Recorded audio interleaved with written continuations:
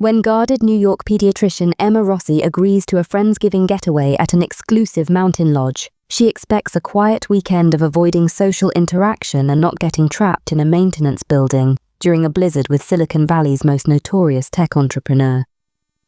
Jack Montgomery may have disrupted every industry he's touched, but nothing has prepared him for the challenge of breaking through Emma's carefully constructed walls. As snowflakes fall and temperatures rise, these two opposites discover that their differences might just make them perfect for each other, if they can find the courage to be their authentic selves. After all, sometimes the biggest innovations come from the most unexpected connections, and the most powerful upgrades aren't found in technology, but in the heart. Chapter 1. A Life Less Ordinary. The harsh beep of an alarm cut through the pre-dawn silence of Emma Rossi's Manhattan apartment.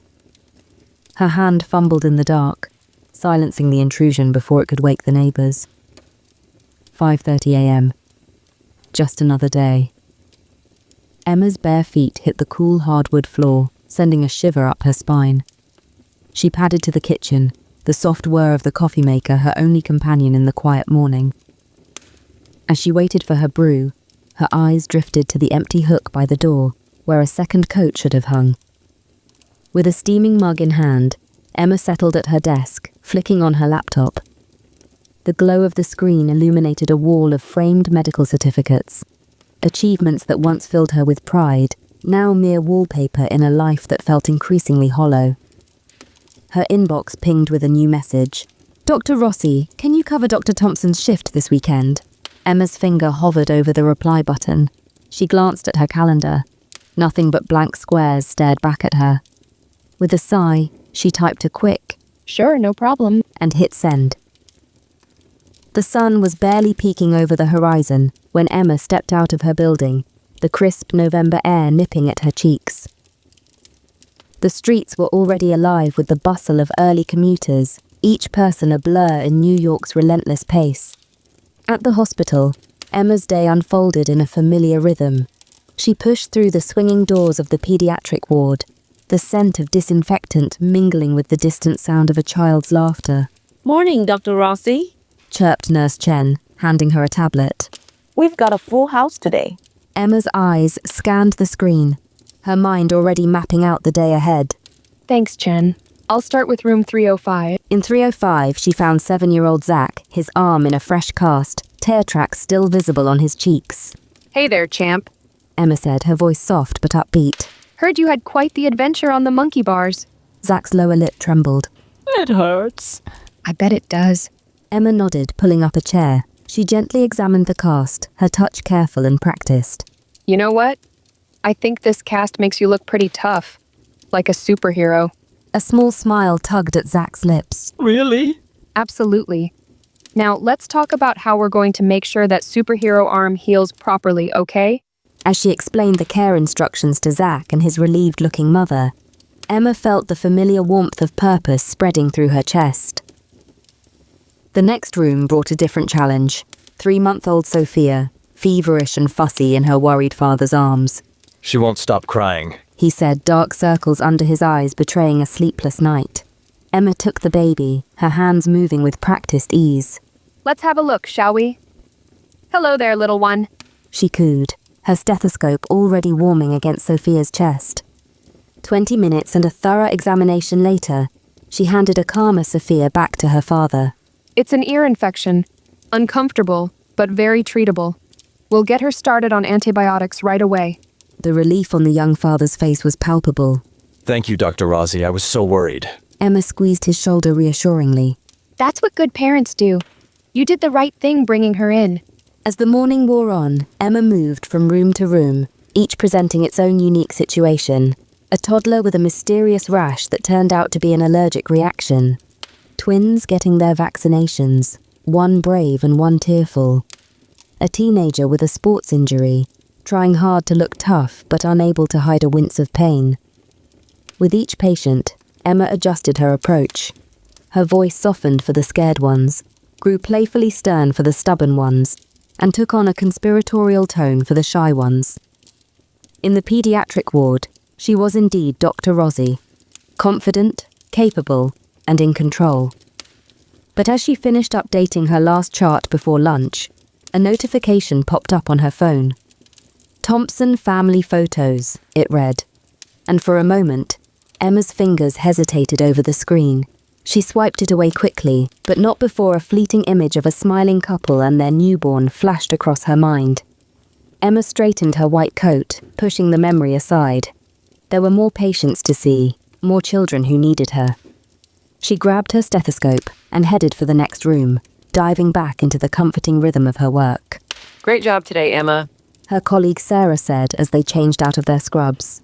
Any plans for the weekend? Emma paused, her locker door hiding her face. Oh, catching up on some reading, maybe trying out a new recipe. Sarah's enthusiasm was palpable. Sounds nice. Jake and I are taking the kids to see the holiday lights at the park. You should join us. Thanks, but I've got that extra shift, remember? Emma's smile didn't quite reach her eyes. Maybe next time. The subway ride home was a kaleidoscope of sensations, each one amplifying Emma's feeling of disconnection. The screech of metal on metal as the train lurched forward made her wince, the sound grating against her already frayed nerves. Bodies pressed close in the crowded car, a sea of strangers swaying in unison with the motion of the train.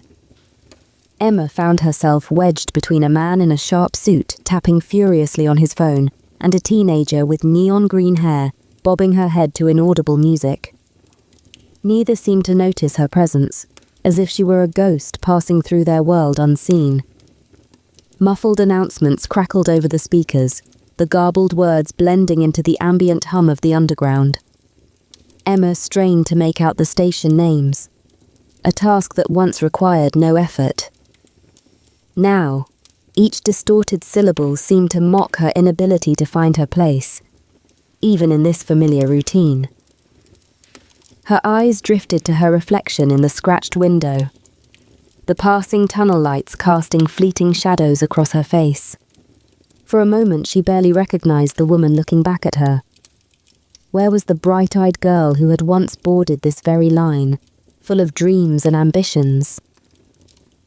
The woman in the glass looked tired, her smile lines now etched with something heavier.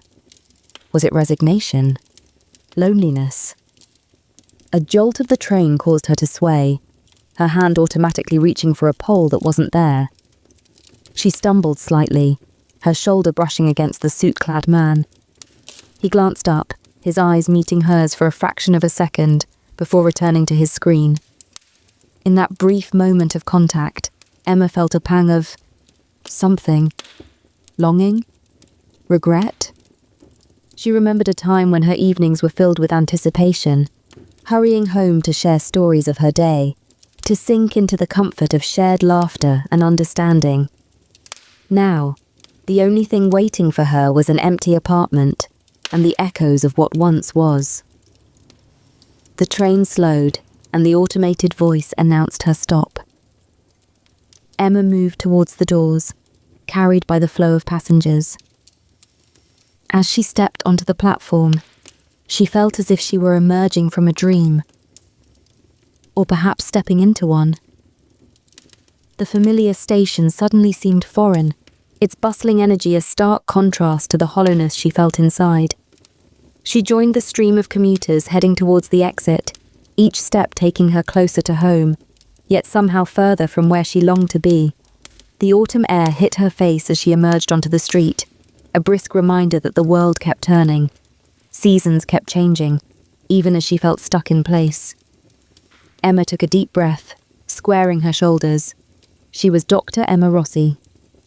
Capable, independent, successful. So why did she feel like a supporting character in her own life story? With a slight shake of her head, she started the short walk to her apartment, leaving the blur of the subway behind, but carrying its lingering sense of displacement with her. Back in her apartment, Emma stood in her kitchen, chopping vegetables with practiced precision.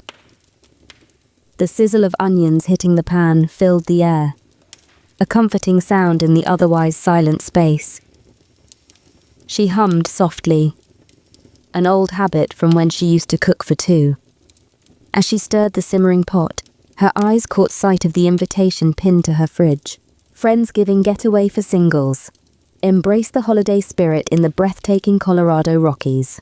Emma had dismissed it when Sarah first handed it to her. But now, she reached out, fingers tracing the edges of the glossy paper. The mountains in the background seemed to call to her, promising something different, something new.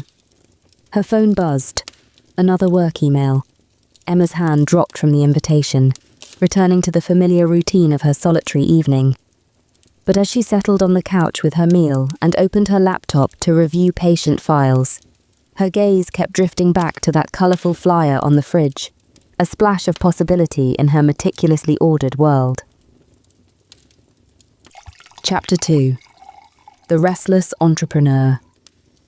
The incessant buzz of a smartphone cut through the pre-dawn silence of the sleek Seattle penthouse. Jackson Montgomery's hand shot out from under the covers, fumbling for the device on his nightstand. He squinted at the screen. 4:30 a.m. Damn it, Zane. He muttered, swiping to answer the video call. You do realize there are other time zones, right? The face of his business partner filled the screen, grinning unapologetically. Rise and shine, Sleeping Beauty. Our Singapore investors are chomping at the bit. They're offering another 10 mil if we launch in Asia by Q2. Jack sat up, running a hand through his disheveled hair. The Seattle skyline glittered through the floor-to-ceiling windows, the city still shrouded in night. We're not ready for Asia. The algorithm needs... More time, I know. Zane finished. But Jack, this could be huge. Think about it. I'll send over the projections. The call ended, leaving Jack staring at his reflection in the dark screen. He tossed the phone aside and swung his legs out of bed, his bare feet sinking into the plush carpet. As he stood, motion sensors activated, slowly illuminating the vast bedroom. Jack's gaze swept across the space, taking in the trappings of his success as if seeing them for the first time. The king-size bed with its Egyptian cotton sheets, the custom-made furniture of polished teak, the floor-to-ceiling windows offering a panoramic view of Seattle's skyline, still glittering in the pre-dawn light. He padded across the room, pausing before a wall he jokingly called his ego boost. Here, bathed in soft lighting, hung the physical manifestations of his achievements. A framed cover of Forbes, his own face staring back at him under the headline, Tech's Wunderkind. The crystal trophy from his Innovator of the Year award. A shadow box displaying the platinum card he'd received for flying 1,000,000 miles. His fingers traced the edge of his MIT diploma, then drifted to a more recent edition. A thank you letter from a children's hospital, grateful for the donation of tablets running Technova's educational software. That one, at least, still sparked a warmth in his chest. Turning away, Jack moved through his home, each room a testament to his meteoric rise. The state-of-the-art kitchen with its smart appliances, untouched save for the coffee maker. The home office with 3 monitors and a VR setup for global conferences. The entertainment room with its massive screen and gaming consoles still in their packaging. Aspirational purchases for free time he never seemed to have. He paused in front of a glass display case housing his most prized possession, the first server he'd built, its casing signed by tech luminaries he'd once idolized. Now, many of them were peers, competitors, or investors. The server was a relic of simpler times, when coding into the night had been fueled by passion rather than obligation. At 33, Jack was at the top of his game. CEO of a thriving tech startup, invited to speak at prestigious conferences, featured in 30 under 35 lists. His home was a showcase of success, a lavish reward for years of relentless work. So why did it all feel so hollow? Jack's reflection caught his eye in a decorative mirror. Designer stubble. Perfectly tousled hair, even just out of bed. The kind of effortless good looks that had graced more than one magazine cover. The face of success stared back at him, but the eyes held a question he couldn't quite answer. With a sigh, he headed for the kitchen. The smart home system sensed his approach, automatically raising the blinds to reveal the awakening city below. Seattle spread out before him, a playground he'd conquered. As the coffee maker whirred to life, Jack leaned against the cool marble countertop, surrounded by the spoils of his victory. So why did success taste so bland? As the rich aroma of coffee filled the air, Jack's tablet pinged with Zane's email. He swiped through the projections, the numbers blurring together. Each chart screamed opportunity, but Jack felt a familiar heaviness settling in his chest. The balcony door slid open with a soft hiss. Jack stepped out, the chilly November air biting at his skin. Below, early commuters began to fill the streets, their headlights cutting through the lingering darkness. He remembered when he used to be one of them, bright-eyed and eager, rushing to change the world one line of code at a time. Now, the world moved at the speed of his algorithms, and Jack felt like he was struggling to keep up. His phone buzzed again. A message from his sister. Don't forget Mom's birthday dinner tonight, 7 p.m. No excuses this time. Jack grimaced. He'd missed the last 2 family gatherings, too caught up in investor meetings and product launches. He typed a quick, I'll be there. hoping he could keep his word this time. Back inside, he moved to his home gym, determined to burn off the restless energy coursing through him. As he ran on the treadmill, his mind raced faster than his feet. Launch in Asia, expand the team, court more investors, optimize the algorithm. The hamster wheel of success kept spinning. But to what end? An hour later, showered and dressed in a crisp suit, Jack stood in his private elevator, descending to the garage. His reflection stared back at him from the polished doors, every hair in place, tie perfectly knotted, the picture of success. He adjusted his cufflinks, a gift from his first major investor, and tried to summon the enthusiasm he used to feel at the start of each day. The elevator dinged, doors sliding open to reveal his gleaming Tesla. Another day, another race to the top. But as Jack slid into the driver's seat, his hand hesitated over the ignition. For a moment, he imagined driving past his office, past the city limits, into the mountains he could see on the horizon. What would it be like to just breathe? The moment passed. Jack shook his head, started the car, and pulled out into the morning traffic.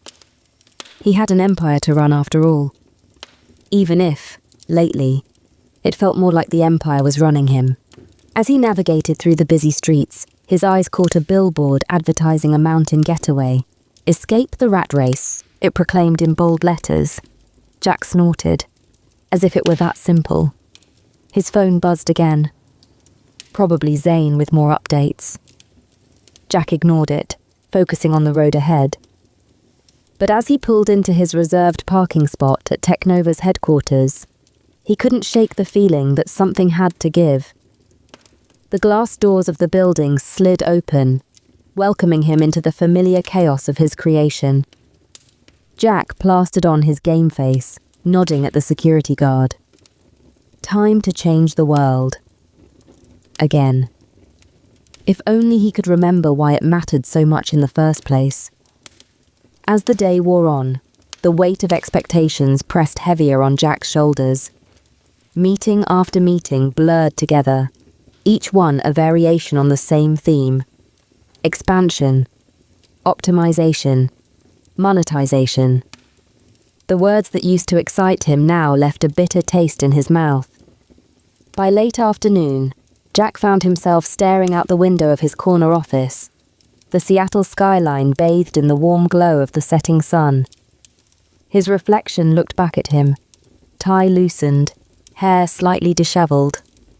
A far cry from the polished CEO who had strode in that morning. A knock at the door jolted him from his reverie. Come in. He called, not turning from the window. Hey, boss. Zane's voice carried its usual enthusiasm. Great news. The board loved our Asia expansion plan. They want to fast track it. We're looking at a launch in 3 months if we push hard. Jack's stomach clenched. 3 months? That's impossible. The team's already stretched thin and the holidays are coming up. Zane waved off his concerns.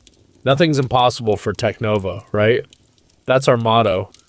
Besides, think of the Q4 numbers. We'll be the darlings of Silicon Valley all over again. As Zane rattled off projected figures and potential partnerships, Jack's eyes drifted to a small notification blinking on his computer screen. An email from an old college friend. Hey Jack, remember when we used to talk about changing the world?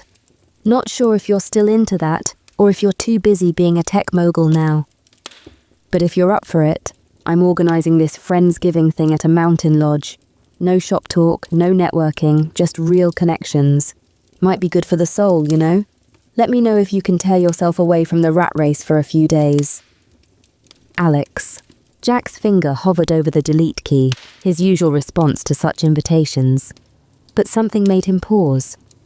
The idea of snow-capped mountains, of conversations that didn't revolve around profit margins and market share, tugged at something long buried. Jack, you with me? Zane's voice cut through his thoughts. Jack turned, meeting his partner's expectant gaze. For a moment, he saw himself reflected in Zane's eager eyes. The driven, ambitious entrepreneur he'd been just a few years ago. When had that fire been replaced by this smouldering discontent? Yeah, I'm with you. Jack replied, the words feeling hollow. Send me the details. I'll review them tonight. As Zane left, practically bouncing with excitement, Jack sank into his ergonomic chair. His eyes flicked between the email from Alex and the mountain of work awaiting his attention.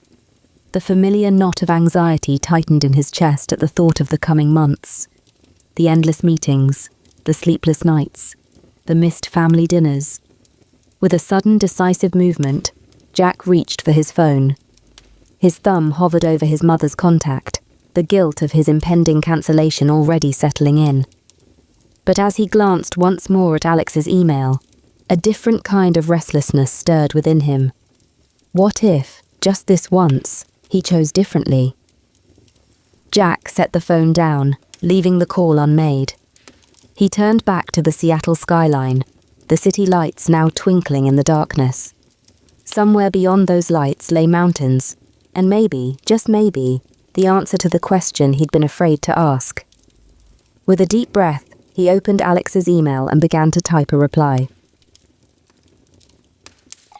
Chapter 3. An Unexpected Encounter. Emma pulled her rental car into the snow-dusted parking lot of Pine Creek Lodge, her GPS announcing with robotic finality, "You have arrived at your destination." She peered through the windshield at the rustic wooden building, fairy lights twinkling along its eaves. Well, Emma, She muttered to herself. you've officially lost your mind. As she stepped out of the car, the crisp mountain air nipped at her cheeks.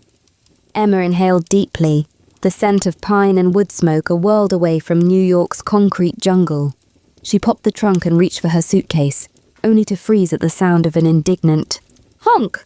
Startled, Emma whirled around to find herself face to face with a large, irate-looking goose. It stood between her and the lodge entrance, neck extended and wings slightly spread in a clear display of avian aggression. Shoo! Emma hissed, waving her hands in what she hoped was an intimidating manner. The goose, unimpressed, honked louder and took a menacing step forward. Oh, come on. Emma groaned. I did not drive all the way from New York to be thwarted by poultry. Just as she was contemplating the indignity of climbing back into her car to escape a bird, a deep voice called out. I see you've met our welcoming committee. Emma turned to see a handsome man approaching, his eyes twinkling with amusement. He was carrying what looked like a loaf of bread under one arm. Is this some kind of rustic security system? Emma asked dryly, keeping one eye on the goose. Because I have to say it's very effective. The man laughed, a warm, rich sound that seemed to fit perfectly with the mountain setting. More like the local troublemaker. I'm Jack, by the way. Jack Montgomery. Emma Rossi. She replied, unable to help the smile tugging at her lips. Any chance you know the secret password to get past Guard Goose here? As a matter of fact, I do. Jack said with a conspiratorial wink. He tore off a piece of bread and tossed it a few feet away. The goose, its priorities immediately shifting, waddled off to investigate the offering. My hero. Emma said, relaxing as the path cleared. Do you often come to the rescue of guests besieged by waterfowl? Jack grinned, his eyes crinkling at the corners. Only on Thursdays. It's my scheduled good deed for the week. Well, aren't I lucky it's Thursday then? Emma replied, hefting her suitcase. I don't suppose you have any other bread-based solutions for the rest of the weekend? I'd hate to be trapped in my room by an angry goose. I think we can work something out. Jack chuckled. Although I have to warn you, I've heard rumors of a rogue turkey causing havoc in the lodge. You might want to stay on your toes. Emma raised an eyebrow. A rogue turkey? Now you're just pulling my leg. Before Jack could respond, a harried-looking man in a Friendsgiving host t-shirt burst out of the lodge doors. Jack, thank God you're here. He called out. The turkey's gone rogue. Jack and Emma exchanged looks before bursting into laughter. You were saying? Jack said, his eyes dancing with mirth. He pulled out his smartphone, the latest model, Emma noted, and tapped the screen a few times. Suddenly, a comically loud, gobbling sound erupted from the lodge, followed by the panicked shouts of the host. Emma's laughter died on her lips as realization dawned. Wait, you did this? Jack grinned, looking entirely too pleased with himself. Guilty as charged. I hacked the digital turkey decoration Alex bought. It's all controlled from my app. He waggled his phone. Pretty cool, right? I figured we could use some high-tech entertainment up here in the sticks. Emma felt her mood deflate. Great, she thought. A tech bro with too much time and money on his hands. Cool isn't exactly the word I'd use, she said, her tone cooling. Don't you think it's a bit immature to send everyone into a panic? Jack's smile faltered slightly. Oh, come on, it's just a bit of fun. No need to be so uptight about it. Besides, Alex loves this kind of thing. Uptight? Emma bristled. I'm not uptight. I just think there are better ways to entertain yourself than causing chaos. She hefted her suitcase. Now, if you'll excuse me, Mr. Montgomery, I'd like to check in and relax after my long drive. Without any artificial poultry sounds, thank you very much. As Emma strode towards the lodge, chin high, Jack called after her. Don't worry, Dr. Rossi. I'll make sure the big bad turkey doesn't bother you. Emma didn't deign to respond, but she could practically hear the smirk in his voice. As she reached the lodge doors, she couldn't help but think that maybe this impulsive trip wasn't such a good idea after all. With an annoying goose behind her, and apparently a juvenile prankster ahead, it promised to be a Friendsgiving she'd rather forget. Meanwhile, Jack watched Emma go, his amusement fading. Wow, tough crowd. He muttered to himself. He glanced down at his phone, the turkey prank suddenly seeming less hilarious. He'd thought everyone would appreciate a little high-tech humor, but clearly Dr. Rossi didn't share his sense of fun. Just another uptight workaholic who can't take a joke. He sighed, pocketing his phone. But as he headed into the lodge to smooth things over with Alex, he couldn't shake the feeling that he'd misjudged the situation. And maybe Dr. Rossi entirely. Chapter 4. Misunderstandings and Muffins.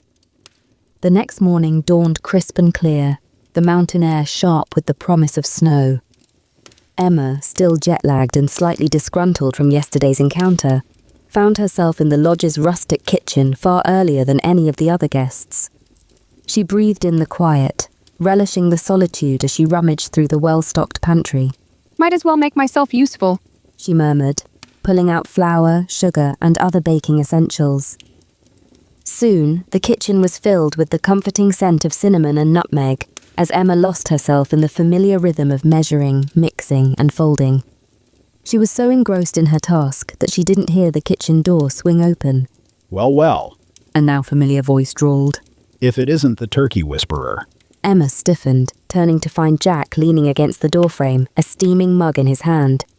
His hair was delightfully mussed, and he wore a faded MIT sweatshirt that had seen better days. The casual attire was a far cry from yesterday's polished look, and Emma found herself momentarily disarmed. Good morning, Mr. Montgomery, she said, aiming for cool politeness. I see you've managed to survive the night without any poultry-related incidents. Jack winced slightly. Yeah, about that. I wanted to apologize. The prank was a bit much, especially for guests who'd just arrived. Emma blinked, surprised by the sincere apology. Oh, well, thank you. I appreciate that. An awkward silence fell between them, broken only by the soft whir of the oven fan. Jack cleared his throat, gesturing to the array of bowls and ingredients spread across the counter. So, what's all this? Stress baking? Hardly. Emma replied, then paused. Well, maybe a little. It's a habit I picked up during my residency. There's something soothing about following a recipe, you know? A pinch of this, a cup of that, and voila. Order from chaos. Jack's eyes lit up with unexpected interest. That's exactly how I feel about coding. It's all about taking these abstract concepts and turning them into something tangible, something that works. For a moment, they shared a look of mutual understanding. Then Emma shook herself, remembering her resolve to keep her distance from the immature prankster. Yes, well, I suppose there are similarities, though I doubt my muffins have ever caused a panic. Jack laughed, the sound warm and genuine. Touché, Dr. Rossi. Though I bet your muffins could cause a stampede once people get a whiff. He inhaled deeply, his appreciation evident. What are these anyway? They smell amazing. Cinnamon apple, Emma replied, unable to keep a note of pride from her voice. with a streusel topping. It's my grandmother's recipe. Sounds delicious. Any chance a repentant turkey hacker could snag one? Emma found herself smiling despite her best efforts. Well, since you asked so nicely, here, make yourself useful. She tossed him an apron. You can help me with the streusel topping. To her surprise, Jack caught the apron deftly and slipped it on without protest. Yes, ma'am. What do you need me to do? As Emma walked him through the steps of mixing the streusel, she couldn't help but notice how quickly he picked up the techniques. His hands, which she'd assumed were only good for tapping on keyboards, moved with unexpected grace as he worked the butter into the flour and sugar. You're not half bad at this, she admitted, watching him sprinkle the topping over the muffins with meticulous care. Jack grinned, a smudge of flour on his cheek, making him look boyish and endearing. High praise indeed from the muffin master. I'll have you know I'm a man of many talents. Oh, really? Emma raised an eyebrow, amused despite herself. Do tell. Well, Jack said, leaning in conspiratorially. I make a mean grilled cheese. I can juggle, but only if the objects are roughly the same size and weight. Oh, and I once won a kazoo competition in college. Emma burst out laughing. A kazoo competition? Now this I have to hear about. As Jack launched into the ridiculous tale, complete with sound effects, Emma found herself relaxing. Maybe she'd judged him too quickly. Sure, he'd pulled a silly prank, but he'd apologized, and there was something undeniably charming about the way he threw himself into helping her bake. Just as Emma was considering that perhaps this Friendsgiving wouldn't be so bad after all, Jack's phone buzzed loudly. He pulled it out, his face lighting up as he read the message. Hey, great news. He exclaimed. Remember that app I was telling you about? The one that helps kids with chronic illnesses track their symptoms and medication? A major children's hospital chain just agreed to pilot it. Emma's smile froze. App? What app? Jack's enthusiasm faltered slightly at her tone. Oh, I guess I didn't mention it earlier. It's a project I've been working on. Using technology to improve pediatric care, you know. I thought you'd be interested, given your TED Talk on the subject. Emma felt as if she'd been doused with cold water. Of course. It all made sense now. His knowledge of her work, his apparent interest in her baking process. This wasn't about genuine connection. He was trying to network, to get an in with a respected pediatrician for his latest tech venture. I see, she said, her voice cooling rapidly. Well, congratulations, Mr. Montgomery. I'm sure it will be very profitable for you. Jack's brow furrowed in confusion. Profitable? No, that's not the point at all. It's about helping kids. But Emma had already turned away, busying herself with cleaning up the baking supplies. If you'll excuse me, I should get these in the oven. Wouldn't want to keep the other guests waiting for their breakfast. As she worked, her movements sharp and precise, Emma berated herself silently. How could she have been so naive? She'd come here to get away from work, to find herself again. And instead, she'd nearly fallen for the charm of a tech entrepreneur clearly looking to expand his business contacts. Behind her, Jack stood bewildered, the warmth of their shared moment evaporating like mist in the morning sun. He opened his mouth to explain, to bridge the sudden chasm between them, but the stiff set of Emma's shoulders made it clear that the conversation was over. With a sigh, he hung up the apron and moved towards the door. Thanks for the baking lesson, Dr. Rossi. He said quietly. And for what it's worth, I really did just want to help with the muffins. As the door swung shut behind him, Emma allowed herself a moment to lean against the counter. the cheerful ticking of the oven timer, a stark counterpoint to the heaviness in her chest. She'd come to Colorado to open herself up to new experiences, new connections. Instead, she found herself retreating behind the same walls she'd built in New York. The scent of cinnamon and apples filled the air, a bittersweet reminder of what had almost been a perfect morning. The afternoon's cheerful chatter in the lodge's great room came to an abrupt halt as Alex burst through the front door, bringing with him a gust of icy wind and swirling snow. Folks, we've got a situation. He announced, brushing snowflakes from his Friendsgiving host sweater. The storm's picking up fast, and As if on cue, the lights flickered once, twice, and then plunged the room into darkness. A chorus of surprised gasps filled the air. Well, that's not good. Jack's voice came from somewhere near the fireplace. A moment later, the warm glow of his smartphone illuminated his face. Alex, what's the deal with the backup generator? Alex's brow furrowed. it should have kicked in automatically. I'll need to check it out. I'll come with you. Jack offered, already moving towards the coat rack. Alex nodded gratefully. Thanks, man. We could use an extra pair of hands. His eyes scanned the room, landing on Emma. Dr. Rossi, would you mind joining us? Might be good to have a doctor along, just in case. Emma hesitated for a moment, glancing at Jack. Their eyes met in the dim light, a silent challenge passing between them. Sure. She said finally. Happy to help. As the trio donned their snow gear, Alex gave instructions to the remaining guests to stay calm and gather supplies.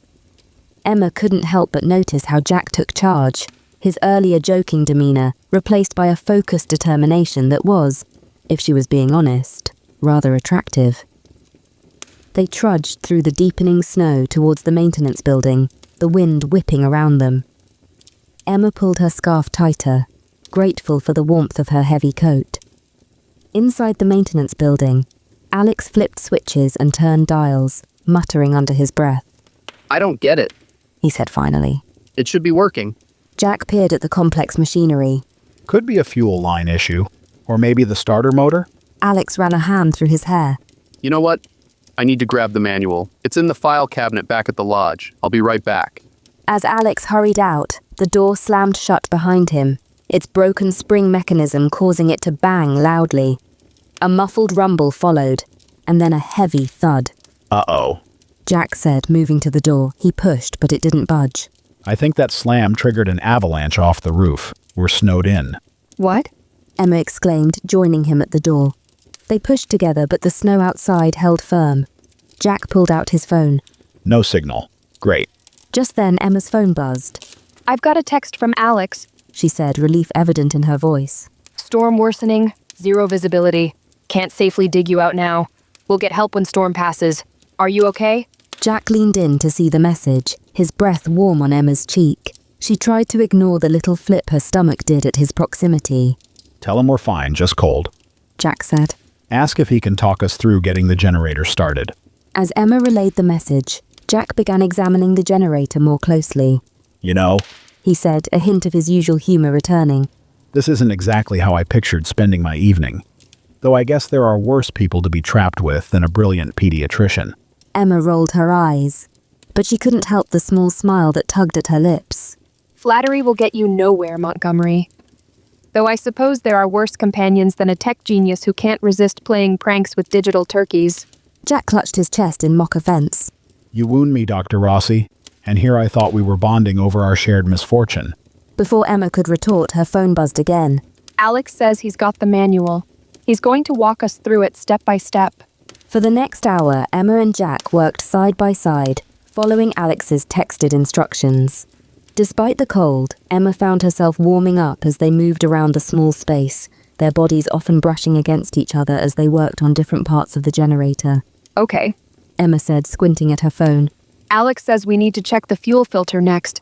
It should be somewhere on this side? She gestured vaguely at the generator.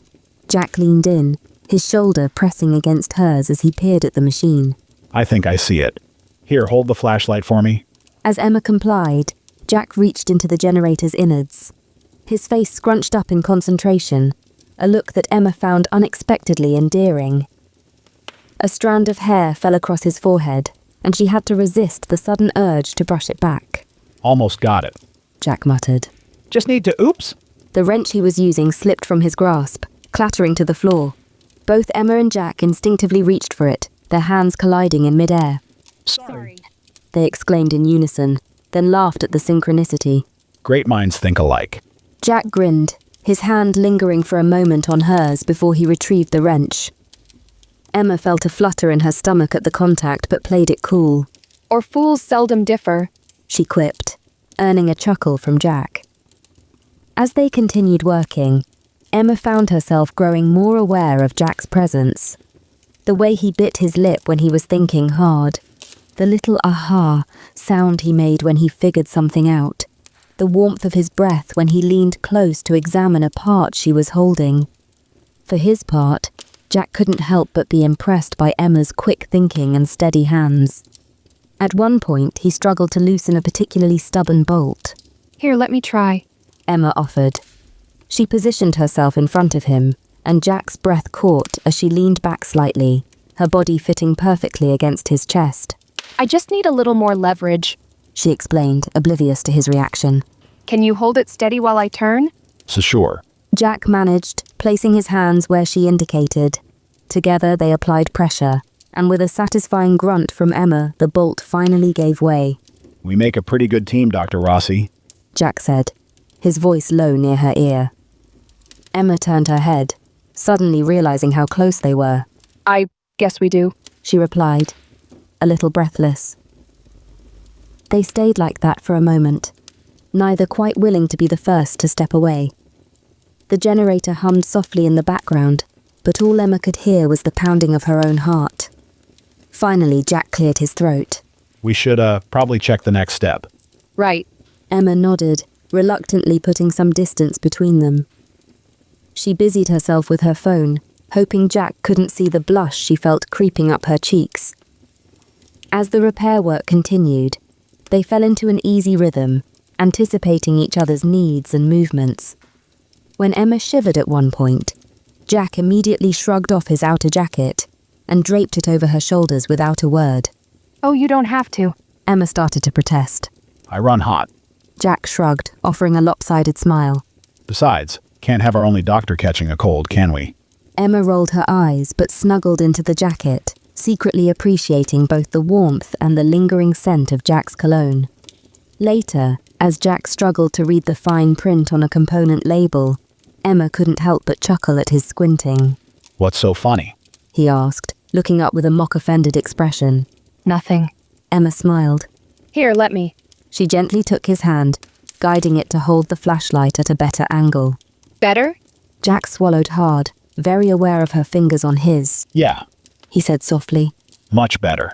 As they neared the end of Alex's instructions, the air between them felt charged with unspoken words and growing attraction. Every accidental touch, every shared laugh, every moment of teamwork seemed to be drawing them closer together.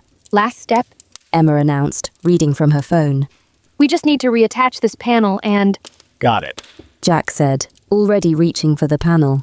Their hands met on the cool metal, and this time, neither pulled away immediately. Thanks. Emma said softly, looking up at him through her lashes. Jack's eyes met hers, a warmth in them that had nothing to do with the physical labor they'd been doing. Anytime. He replied, his voice equally soft. The generator chose that moment to sputter to life, startling them both. They jumped apart, laughing nervously. We did it! Jack exclaimed, his face lighting up with boyish excitement. Without thinking, he pulled Emma into a hug. Emma stiffened for a moment, surprised, then found herself melting into the embrace. Jack was solid and warm, his arms strong around her. For just a second, she let herself enjoy the feeling of being held. Then, remembering herself, she pulled back. We, should let Alex know we got it working. She said, her cheeks flushed. Right, yes. Jack agreed, looking a bit flustered himself. Good thinking. As Emma texted Alex the good news, she couldn't help but steal glances at Jack. He was nothing like she'd initially thought. Beneath the prankster exterior was a kind, capable man who could apparently fix generators and make her laugh even in the most stressful situations. Jack, for his part, found himself admiring the way Emma's eyes lit up when she smiled, the determined set of her jaw as she worked. the gentle way she'd explained things he didn't understand. She was far from the uptight workaholic he'd initially pegged her as. So, Jack said as they waited for Alex's response. think this counts as a memorable Friendsgiving experience? Emma laughed, shaking her head. Definitely not what I expected when I signed up for this getaway. But not entirely terrible? Jack asked, a note of hopefulness in his voice. Emma met his gaze, a small smile playing on her lips. No. She said softly. Not entirely terrible at all. As they stood there, surrounded by humming machinery and bathed in the glow of the emergency lights, something shifted between them. The air seemed to crackle with possibility, with unspoken words and growing attraction. Emma's phone buzzed, breaking the moment. Alex says they'll dig us out as soon as the storm lets up a bit. She reported. Looks like we might be here a while longer. Jack grinned, settling himself on an overturned crate. Well then, Dr. Rossi, what shall we do to pass the time? I spy with my little eye something beginning with G. Emma groaned, but she couldn't hide her smile as she sat down beside him. You're impossible, you know that? Impossibly charming, you mean? Jack winked. As they bantered back and forth, waiting out the storm in their little generator room, both Emma and Jack found themselves thinking that maybe, just maybe, this Friendsgiving might turn out to be the best decision they'd ever made. Chapter 5. 2 Steps Back. The generator hummed steadily in the background, a mechanical lullaby that had long since faded into white noise for Emma and Jack. They'd been trapped in the maintenance building for hours now, the storm outside showing no signs of abating. I spy with my little eye. Jack began for what felt like the 100th time. Something beginning with B. Emma groaned, letting her head fall back against the wall. If it's Bolt again, I swear I'm going to stuff you in that toolbox. Jack gasped in mock offense. Dr. Rossi, I would never be so predictable. It's clearly boring, which is what you'll be if you don't guess correctly. Despite herself, Emma laughed. You're impossible. Impossibly charming, you mean? Jack winked, echoing his earlier comment. A comfortable silence fell between them, broken only by the generator's steady purr and the howling wind outside. Emma found her gaze drawn to Jack's profile, admiring the strong line of his jaw and the way his eyes crinkled at the corners when he smiled. As if sensing her attention, Jack turned to meet her gaze. For a moment, the air seemed to thicken with unspoken words and growing attraction. Jack cleared his throat. So, think there might be another way out of here? Maybe a back door we missed? Emma latched onto the suggestion, grateful for the distraction from her confusing feelings. Worth a look. It's not like we have anything better to do. They stood, stretching out muscles stiff from sitting on the hard floor. As they began to explore the dimly lit space, Emma couldn't help but be aware of Jack's presence behind her, his warmth radiating in the chilly air. Watch your step. Jack warned, gesturing to a cluster of tools scattered on the floor.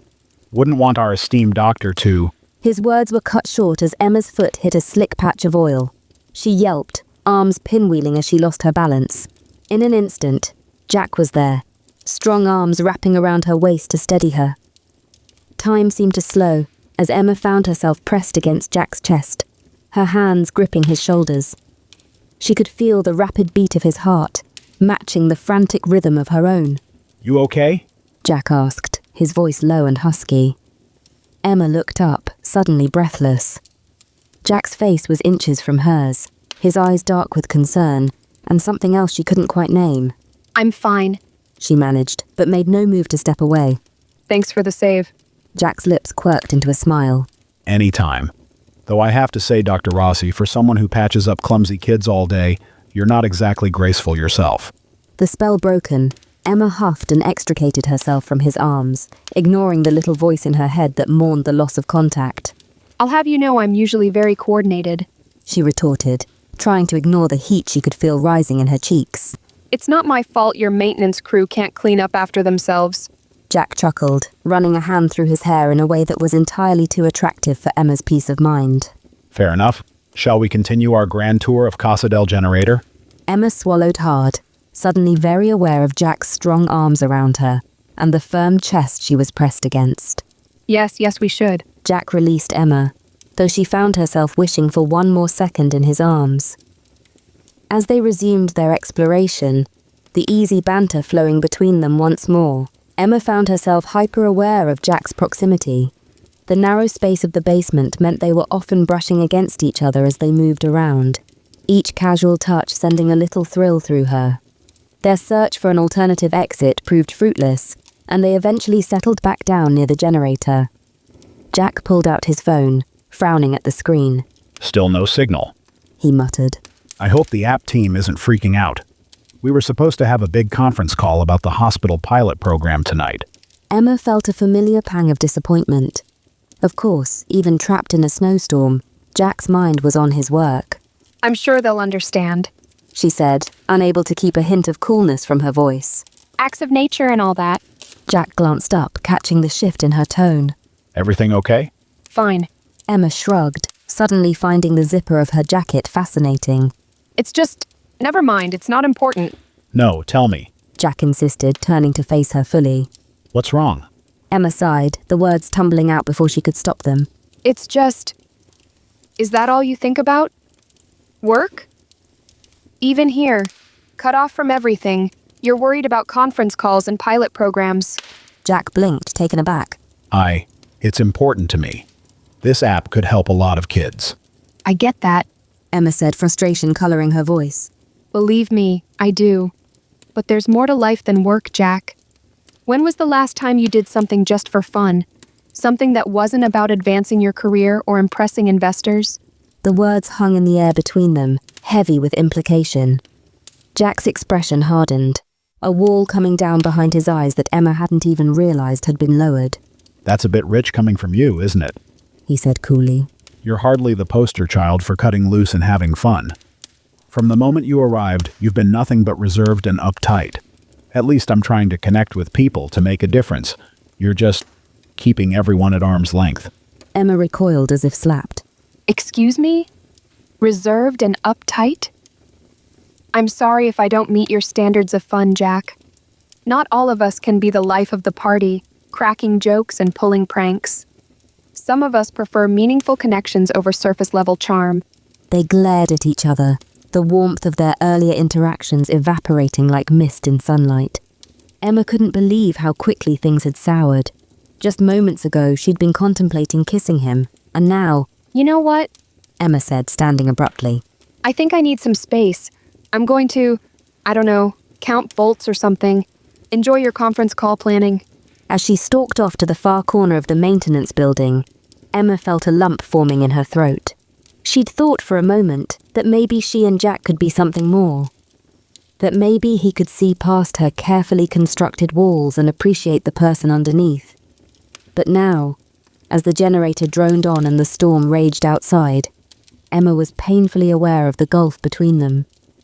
They were too different, their approaches to life and relationships seemingly incompatible. What had she been thinking, letting herself get caught up in a holiday romance?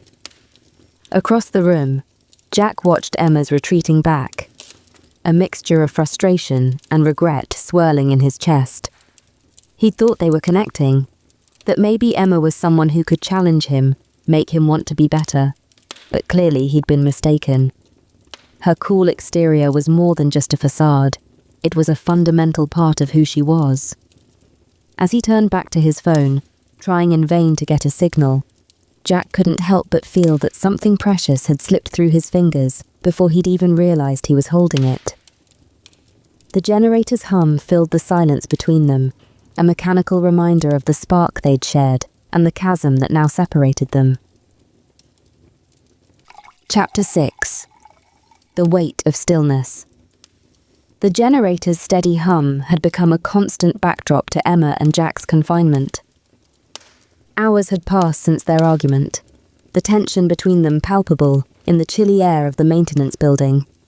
Emma sat huddled in a corner, absently flipping through an old maintenance manual she'd found, while Jack paced restlessly, checking his phone every few minutes despite the lack of signal.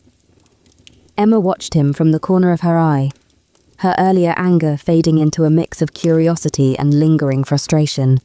There was something almost manic about his movements, a nervous energy she hadn't noticed before. Finally, unable to bear the silence any longer, Emma spoke up. You know, wearing a trench in the concrete floor isn't going to make the storm pass any faster.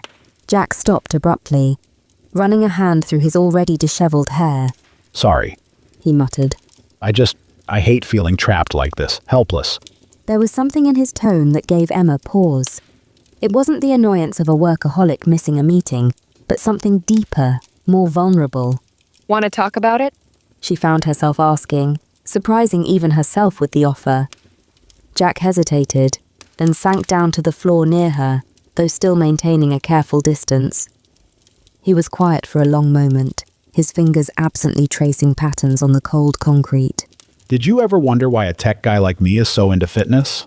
He finally asked, his voice soft.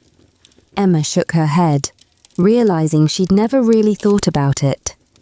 Jack took a deep breath. I was an athlete before I was a tech entrepreneur. Olympic-level swimmer. Had my eyes set on gold. Wow, Emma said, genuinely impressed. what happened? Car crash. Jack said, his voice tight. Senior year of high school. A drunk driver hit us head on. I was in the passenger seat. Emma felt her heart clench. Jack, I'm so sorry. I had no idea. He gave her a sad smile. It's okay. I survived, obviously, but it was bad. They had to put me in a medically induced coma for weeks to let the brain swelling go down. Jack's eyes took on a faraway look, as if he was seeing something beyond the dingy walls of the maintenance building. The thing is, I was conscious for a lot of it. Trapped in my own body, unable to move, to speak, to do anything. Do you have any idea what that's like? To be utterly helpless day after day with nothing but your own thoughts? Emma shook her head, unable to imagine such an experience. It changes you. Jack continued. When I finally woke up, really woke up, I swore I'd never feel that helpless again. I threw myself into physical therapy, pushed myself harder than the doctors thought possible. And when it became clear that my swimming career was over, I channeled all that drive into tech. As Jack spoke, Emma felt her perception of him shifting. The tech bro facade was crumbling, revealing a man driven not by greed or ambition, but by a deep-seated need to be in control, to make a difference. That's why this app is so important to me. Jack said, his voice growing passionate. It's about giving people tools, giving them agency over their health. It's about making sure no one ever has to feel as helpless as I did in that hospital bed. Emma found herself moving closer, drawn by the intensity in his words. That's really incredible, Jack. I had you all wrong. Jack shrugged, looking almost embarrassed. I know I can come on strong sometimes with the jokes and the bravado. It's easier than letting people see, well, this. He gestured vaguely to himself. I think this is pretty great. Emma said softly, surprising herself with her honesty. Their eyes met, and for a moment, the air between them seemed charged with possibility. Then, as if by mutual agreement, they both looked away, not quite ready to confront the growing attraction between them. So, Jack said, clearing his throat. What about you? What drives Dr. Emma Rossi? Emma hesitated, her instinct to deflect warring with a newfound desire to open up. She took a deep breath, steeling herself. If Jack could be vulnerable, maybe she could too. I was 12 when my parents split up. She began, her voice soft but steady. It wasn't a surprise. They'd been fighting for years, but that didn't make it any easier. Emma's eyes took on a faraway look, seeing not the dingy maintenance room, but the memories of her past. I remember the day Dad left. He packed his bags while Mom was at work. I sat on the stairs, watching him go back and forth from their bedroom to his car. He barely looked at me, like he was afraid to see my face. When he finally finished, he just stood there in the hallway for a moment. Then he said, "Be good for your mother, Emma," and walked out the door. She swallowed hard, surprised by how raw the memory still felt. After that, it was like I didn't have a home anymore. I spent weekdays with Mom, weekends with Dad, but neither place felt right. At Mom's, everything reminded me of Dad. The empty chair at the dinner table, the garage where his car used to be. And at Dad's new apartment, well, it was like staying at a hotel. Sterile, impersonal. Jack listened intently, his eyes never leaving her face. Emma found strength in his steady gaze and continued. The worst part was feeling like I had to be two different people. With Mom, I had to be the responsible one, helping with chores, never causing trouble. She was working longer hours to make ends meet, and I didn't want to add to her stress. But with Dad, I had to be the fun, carefree kid he remembered. He'd plan these elaborate outings, trying to cram a week's worth of parenting into 2 days. It was exhausting, constantly switching between these roles. Emma's fingers absently traced patterns on the cold concrete floor. I started throwing myself into my studies. School became my refuge. There, I didn't have to be anyone's daughter. I could just be Emma, the student. In books and science, everything made sense. There were rules, formulas, clear cause and effect. Not like the messy, unpredictable world of emotions and relationships. She let out a small, self-deprecating laugh. I guess that's why I was drawn to medicine. In the hospital, everything has a purpose. Every action is about solving a problem, healing someone. It's clean, it's logical. No room for the kind of emotional chaos I grew up with. Emma finally looked up, meeting Jack's eyes. I know it probably sounds ridiculous. Plenty of kids have it much worse. But it left its mark on me. I learned early on that people leave, that homes fall apart. So I built my own home, in a way, in my career, in my independence. Her voice grew softer, tinged with a vulnerability she rarely allowed herself to show. But sometimes I wonder what I've missed out on. All those walls I've built, all the connections I've avoided. They've kept me safe, but they've also kept me isolated. She shook her head, as if trying to dispel the heavy emotions. So yeah, that's why I come off as reserved, I guess. It's easier to keep people at arm's length than to risk letting them close enough to hurt you. But being here, talking to you like this, it makes me think maybe it's time to start taking down some of those walls. Jack listened intently, his expression thoughtful. When she finished, he reached out, hesitantly placing his hand over hers. Thank you for sharing that with me, Emma. I know it couldn't have been easy. The warmth of his hand on hers sent a flutter through Emma's stomach. She looked up, meeting his gaze, and felt something shift between them. The walls they'd both built up were starting to crumble, revealing the vulnerable, passionate people underneath. Just then, a loud clank from the generator startled them both. Jack jumped up, moving to check on the machine with a speed that spoke of his lingering discomfort with inaction. Looks like it's running low on fuel, he reported. I should be able to refill it, but it might get a bit smoky in here for a minute. Want to help? As they worked together to refuel the generator, their earlier teamwork resurfacing, Emma found herself seeing Jack in a new light. He wasn't just the cocky tech entrepreneur she'd initially pegged him as.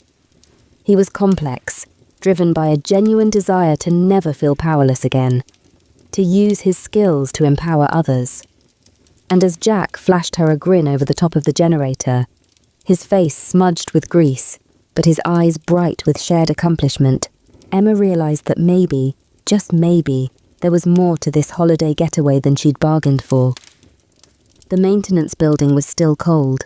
The storm still raged outside, but somehow, the space between them had grown warmer, filled with a tentative understanding and the possibility of something more. Chapter 7. Shadows and Light. The gentle hum of the generator had become white noise to Emma and Jack, a constant reminder of their confinement. Hours had passed since their heart-to-heart, and a comfortable silence had settled between them, punctuated by occasional quips and shared smiles. Emma found herself stealing glances at Jack as he paced the room, his restless energy palpable. The revelation of his past had shifted something in her perception of him. She could see now the driven athlete beneath the tech entrepreneur exterior, the determination that had carried him through trauma and into a new life. You know, Emma said, breaking the silence, for someone who claims to hate feeling trapped, you're doing an awful lot of caged tiger impressions. Jack paused mid-stride, a slow grin spreading across his face. Caged tiger, huh? And here I thought I was channeling more of a majestic lion energy. Emma snorted. Maybe a lion cub, a very fidgety one. Ouch. Jack clutched his chest in mock pain. You wound me, Dr. Rossi, and here I thought we were bonding. Oh, we're bonding, all right. Emma retorted, surprising herself with the flirtatious edge in her voice. Nothing says friendship like being trapped in a maintenance building during a blizzard.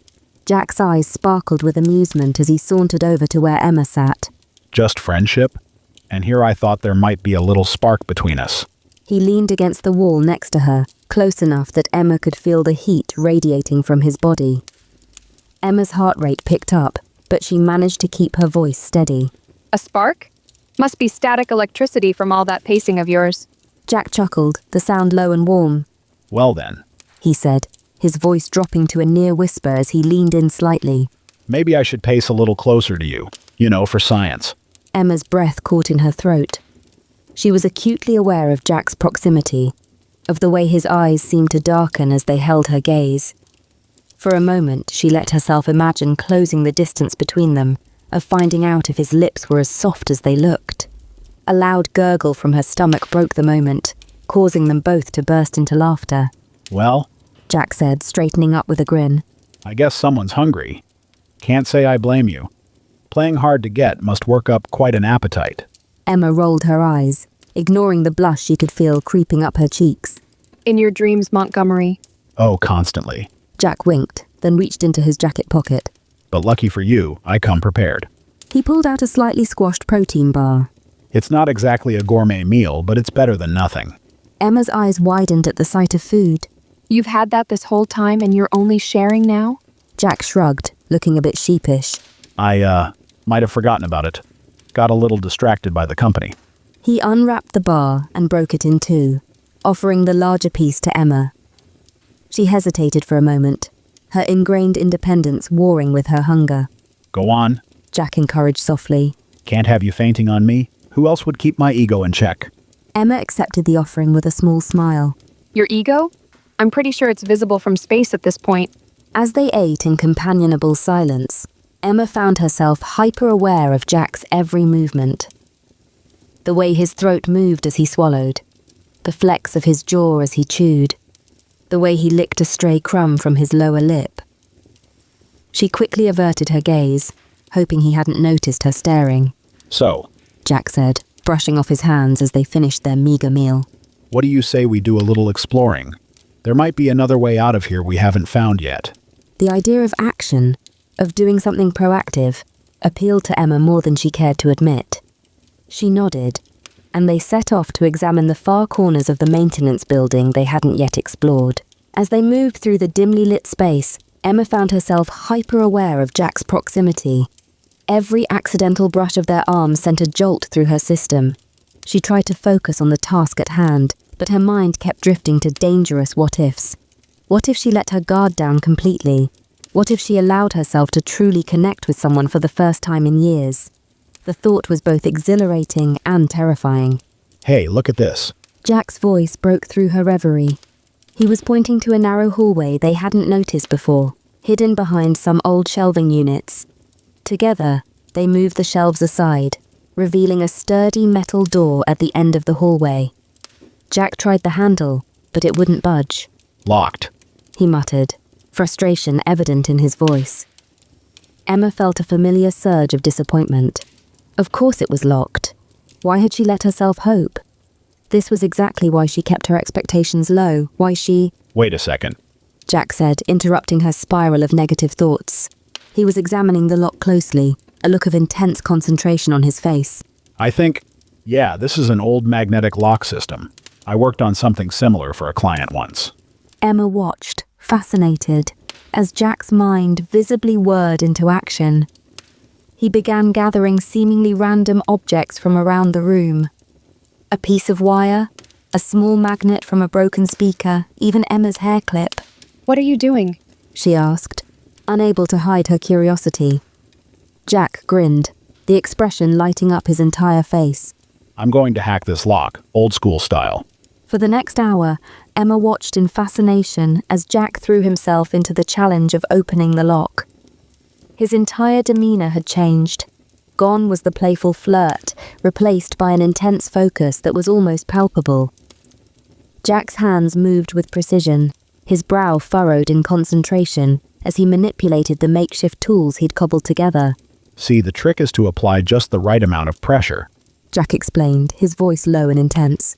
Too much and you'll jam the mechanism. Too little and nothing happens. Emma found herself leaning in, captivated not just by the process, but by Jack himself. There was something undeniably attractive about watching him in his element, all that energy and intellect laser-focused on a single goal. She caught herself admiring the way his forearms flexed as he worked, the subtle play of muscles beneath his shirt as he shifted position. What about this part here? Emma asked, pointing to a section of the lock. She was surprised by how husky her own voice sounded. Jack's eyes lit up at her question. Good eye. He said, flashing her a quick grin that made her heart skip a beat. That's the secondary locking mechanism. It's tricky, but if we can bypass it. He launched into a detailed explanation, his passion for problem-solving evident in every word. Emma found herself drawn in, asking more questions, offering suggestions. It felt exhilarating to be part of this process, to match wits with Jack and see his approving nods when she made a good point. As they worked side by side, Emma became acutely aware of their physical proximity. Every time Jack leaned in to show her something, she caught a whiff of his scent. A mix of sweat, fabric softener, and something uniquely him. It was distracting, to say the least. Hours seemed to fly by, but Jack's determination never wavered. Even when his first few attempts failed, he simply regrouped, analysed what went wrong, and tried again. His resilience was impressive, and Emma found herself admiring his refusal to give up. You know, Emma said during a brief break. I don't think I've ever seen anyone so driven to open a door before. Jack looked up, a wry smile on his face. Well, what can I say? I've never been good at accepting limitations. Besides, he added, his voice softening, I've got some pretty good motivation to get us out of here. The intensity of his gaze as he said those words made Emma's breath catch. She quickly looked away, her cheeks warming. Finally, after what felt like countless adjustments and refinements, Jack made his final tweaks to the lock-picking device. Emma held her breath, suddenly aware of how much she wanted this to work. Not just for the chance at freedom, but for Jack's sake. She'd seen how much of himself he'd poured into this effort. This is it. Jack said, his voice a mix of excitement and nervousness. Moment of truth. As he inserted the device into the lock, Emma found herself holding her breath. This was it. Either it would work, and they'd have a potential way out, or... Click. The sound was small, but in the quiet of the maintenance building, it might as well have been a thunderclap. The door swung open with a creak, revealing a pitch-black hallway beyond. Emma and Jack exchanged a look, excitement and apprehension mingling in equal measure. The darkness seemed to stretch endlessly before them, swallowing up the weak light from the maintenance room. Well, Jack said, his voice hushed. Shall we? Emma hesitated.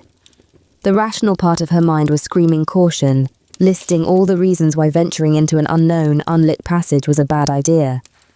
But another part of her, a part she'd long ignored, whispered of adventure, of taking chances. She looked at Jack, saw the mix of determination and uncertainty in his eyes, and realized with a start that he was waiting for her decision. He wasn't charging ahead, wasn't trying to convince her one way or the other. He was respecting her choice. The realization hit her like a physical force. When was the last time someone had truly given her that kind of agency, that kind of trust? Emma opened her mouth to respond, but found herself at a loss for words.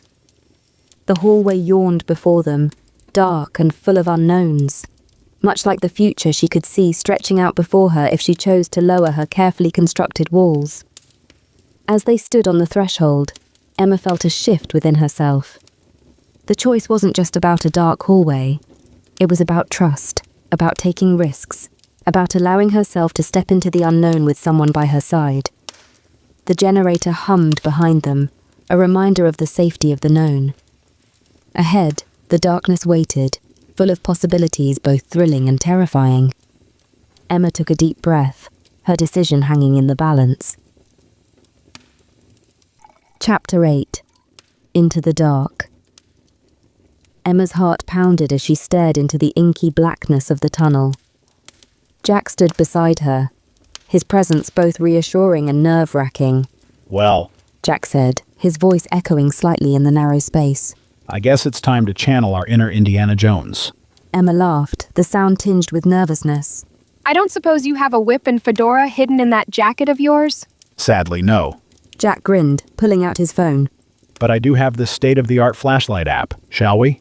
Taking a deep breath, Emma nodded. Together, they stepped into the darkness.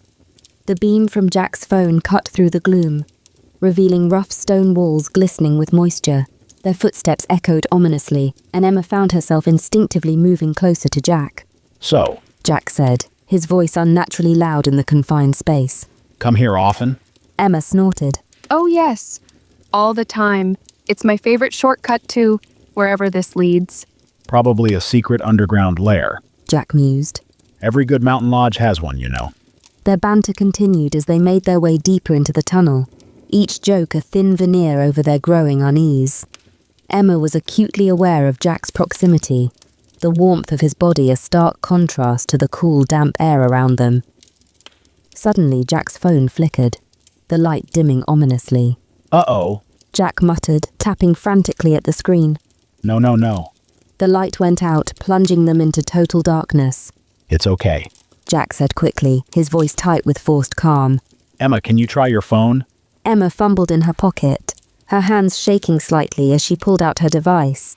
She tapped the screen, praying for it to light up. Nothing happened. It's dead. She whispered, panic rising in her chest. Jack, it's dead. We're in the dark. We can't see anything. We don't know where we are or where we're going or... Hey. Jack's voice came from her left, closer than she expected. She felt his hand find hers, warm and solid. It's okay, Emma. We're okay. Take a deep breath with me, all right? In and out. That's it. Emma focused on Jack's voice, on the steady rhythm of his breathing. Slowly, she felt her racing heart begin to slow. Right. Jack said, his voice reassuringly calm. We can't go back, so we keep moving forward. Stay close to the wall and we'll take it slow, one step at a time. They inched forward, Emma's free hand trailing along the rough stone wall. Jack's grip on her other hand remained firm, anchoring her in the darkness. The silence was oppressive, broken only by the sound of their breathing and the occasional drip of water from unseen crevices. Time seemed to lose all meaning in the pitch-black tunnel. It could have been minutes or hours that they shuffled along, every step careful and measured. Emma's world narrowed to the feel of the damp stone under her fingertips and the warmth of Jack's hand in hers. Tell me something, Jack said after what felt like an eternity of silence. What's your favorite childhood memory? Emma was grateful for the distraction. Probably the summer I spent at my grandparents' farm. I learned to ride a horse and helped gather eggs every morning. That sounds amazing. Jack said warmly. I bet you were a natural on horseback. Hardly. Emma chuckled. I fell off more times than I can count. But my grandfather always said, it's not about how many times you fall, it's about how many times you get back up. They continued like this, Jack asking questions, sharing stories, doing everything he could to keep Emma's mind off their predicament. He told her about his first disastrous attempt at coding, which resulted in accidentally deleting his entire high school's grading system. She shared the embarrassing story of how she once diagnosed herself with a rare tropical disease after reading too many medical journals, only to discover it was just a common cold. As they talked, laughed, and slowly made their way through the darkness, Emma found herself feeling surprisingly at ease despite their situation. Jack's unwavering optimism and genuine interest in her stories were like a lifeline in the blackness. You know, Emma said during a lull in their conversation.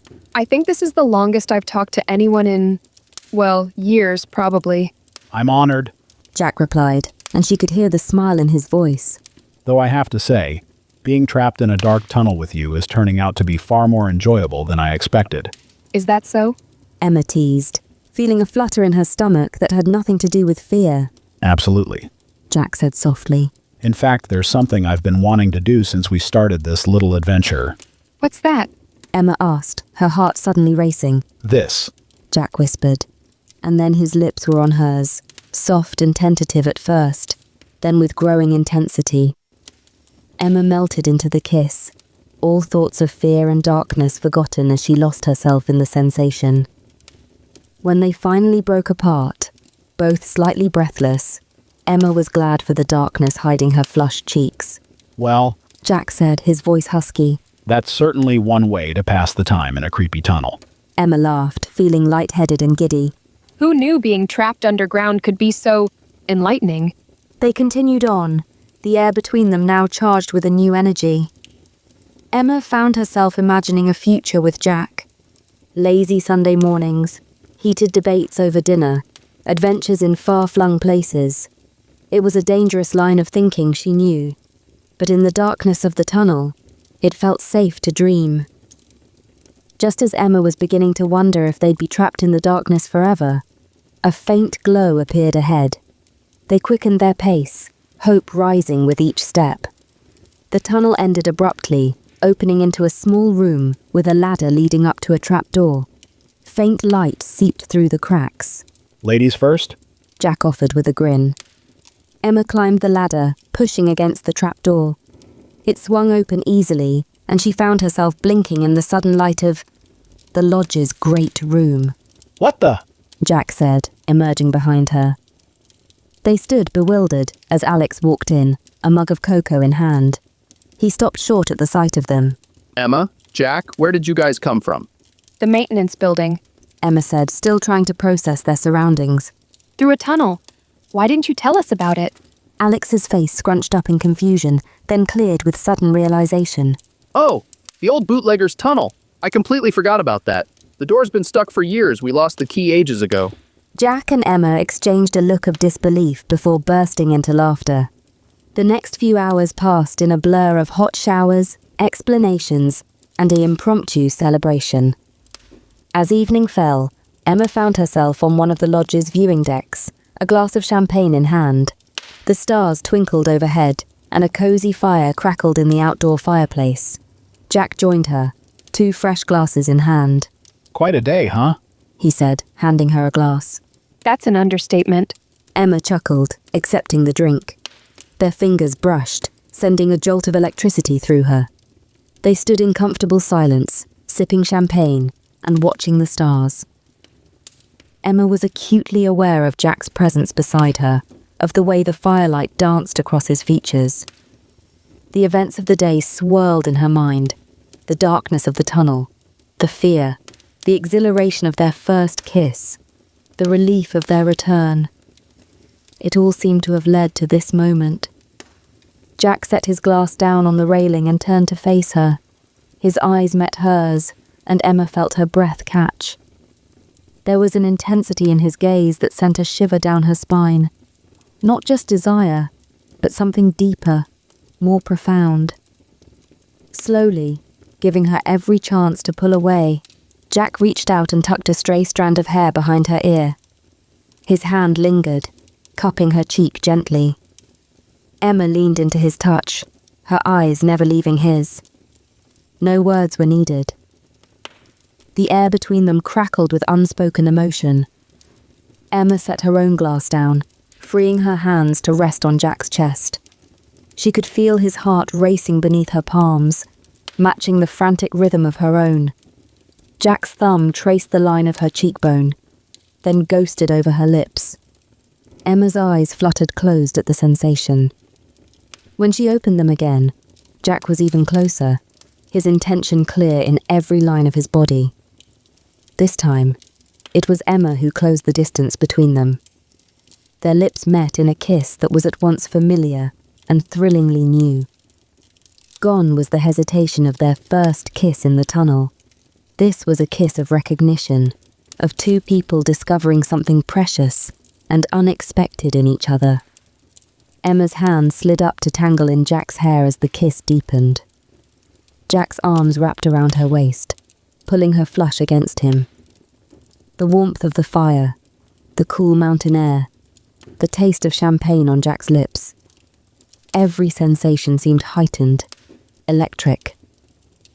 When they finally broke apart, both breathless and flushed, Jack rested his forehead against Emma's. For a long moment, they simply stood there, sharing the same air, hearts beating in tandem. Emma. Jack whispered, his voice rough with emotion. She understood without him needing to say more. Yes. She breathed, answering the unspoken question in his eyes. Hand in hand, they made their way back into the lodge. As the door closed behind them, the stars continued to twinkle overhead, bearing silent witness to the beginning of something new and wonderful. Chapter 9. Morning light, lingering shadows.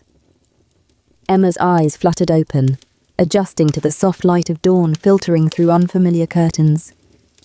For a moment she lay still, disoriented, before the events of the previous night came rushing back. The tunnel, the kiss, the viewing deck, and then... She turned her head to find Jack still asleep beside her, his face relaxed and vulnerable in a way she hadn't seen before. A warmth bloomed in her chest at the sight, quickly followed by a familiar surge of panic. Careful not to wake him, Emma slipped out of bed. She gathered her clothes, wincing at every rustle of fabric that seemed deafening in the quiet room. With one last glance at Jack's sleeping form, she tiptoed to the door and eased it open. The hallway was deserted, the lodge still slumbering. Emma padded barefoot across the plush carpet, her shoes dangling from her fingers. She made her way to her own room, slipping inside to change and freshen up. 20 minutes later, feeling more composed in fresh clothes, Emma ventured out again. The lodge was beginning to stir, but the common areas were still empty. She made her way to the kitchen, drawn by the promise of coffee. The industrial-sized coffee maker loomed before her, a complex array of buttons and dials. Emma studied it for a moment before locating the power switch. The machine hummed to life, the aroma of fresh coffee soon filling the air. While she waited, Emma's eyes roamed the kitchen. Sunlight streamed through the windows, catching on gleaming pots and pans hanging from a rack. The countertops were spotless, awaiting the day's activities. Everything was in its place, orderly and predictable, unlike her current emotional state. The coffee maker beeped, jolting Emma from her reverie. She poured the steaming liquid into a mug, watching as it swirled and eddied, much like her thoughts. She added a splash of cream, stirring slowly, using the repetitive motion to center herself. Mug in hand, Emma began to wander the lodge. She moved from room to room, taking in details she'd missed in the whirlwind of yesterday's events. The great room with its massive stone fireplace, now cold and quiet.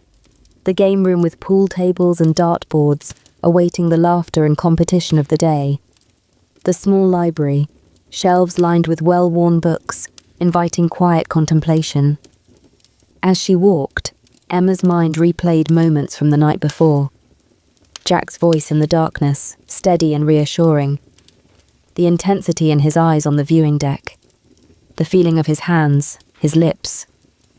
She shook her head, trying to clear the memories. It was all too much, too fast. She needed perspective, needed to think. Emma's feet carried her to the main balcony. She stepped out into the crisp morning air, the mountains stretching before her, majestic and immovable. If only her emotions could be so steady. Fancy meeting you here. Emma startled at the sound of Alex's voice. He appeared beside her, his own mug in hand.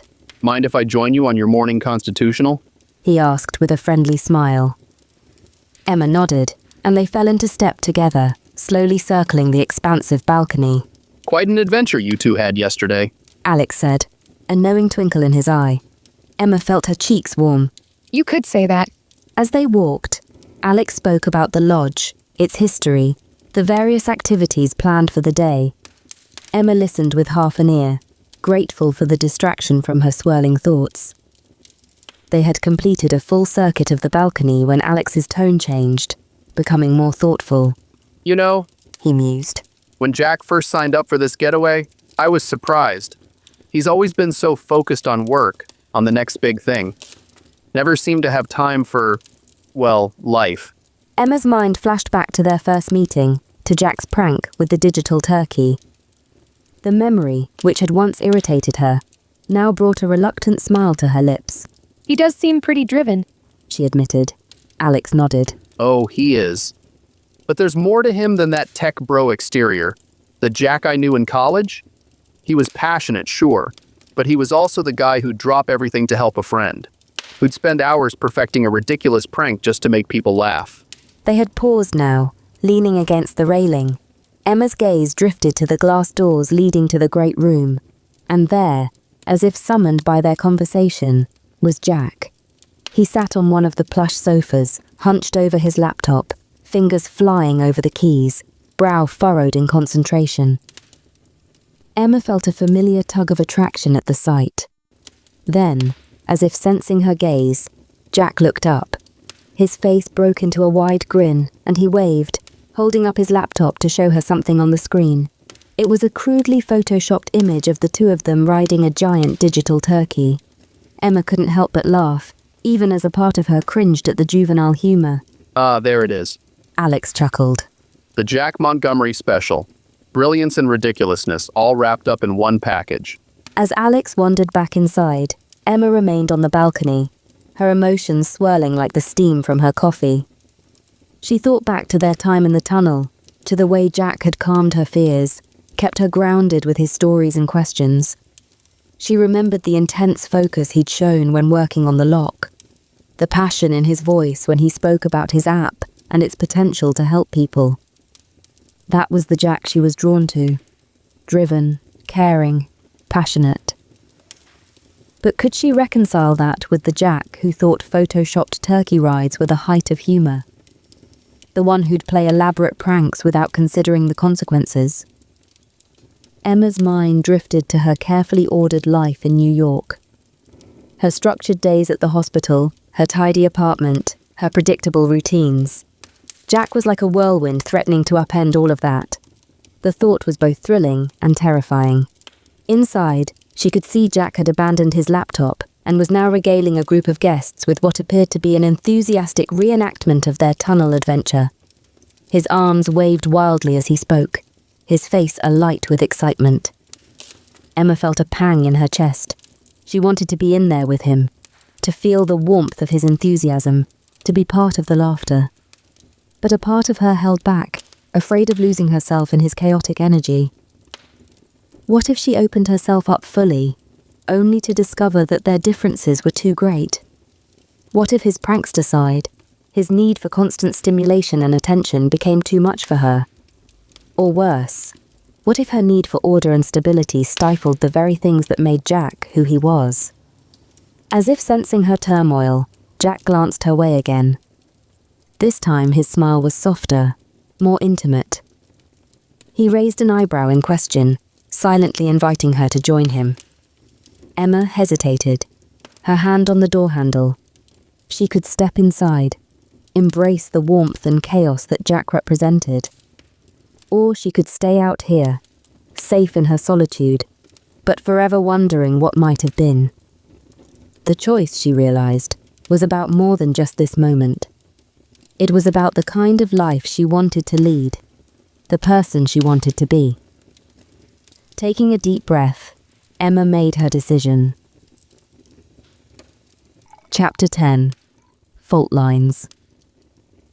The lodge bustled with activity as guests prepared for the day's group hike. Emma stood in a corner of the great room, methodically checking her backpack. Water bottle, check. First aid kit, check. She was in her element, organized and prepared. Jack burst into the room, his energy palpable. Who's ready for an adventure? He called out, earning cheers from the other guests. Emma watched as he worked the room, high-fiving some guests, sharing jokes with others. His easy charm was on full display, and she felt a familiar mix of attraction and unease.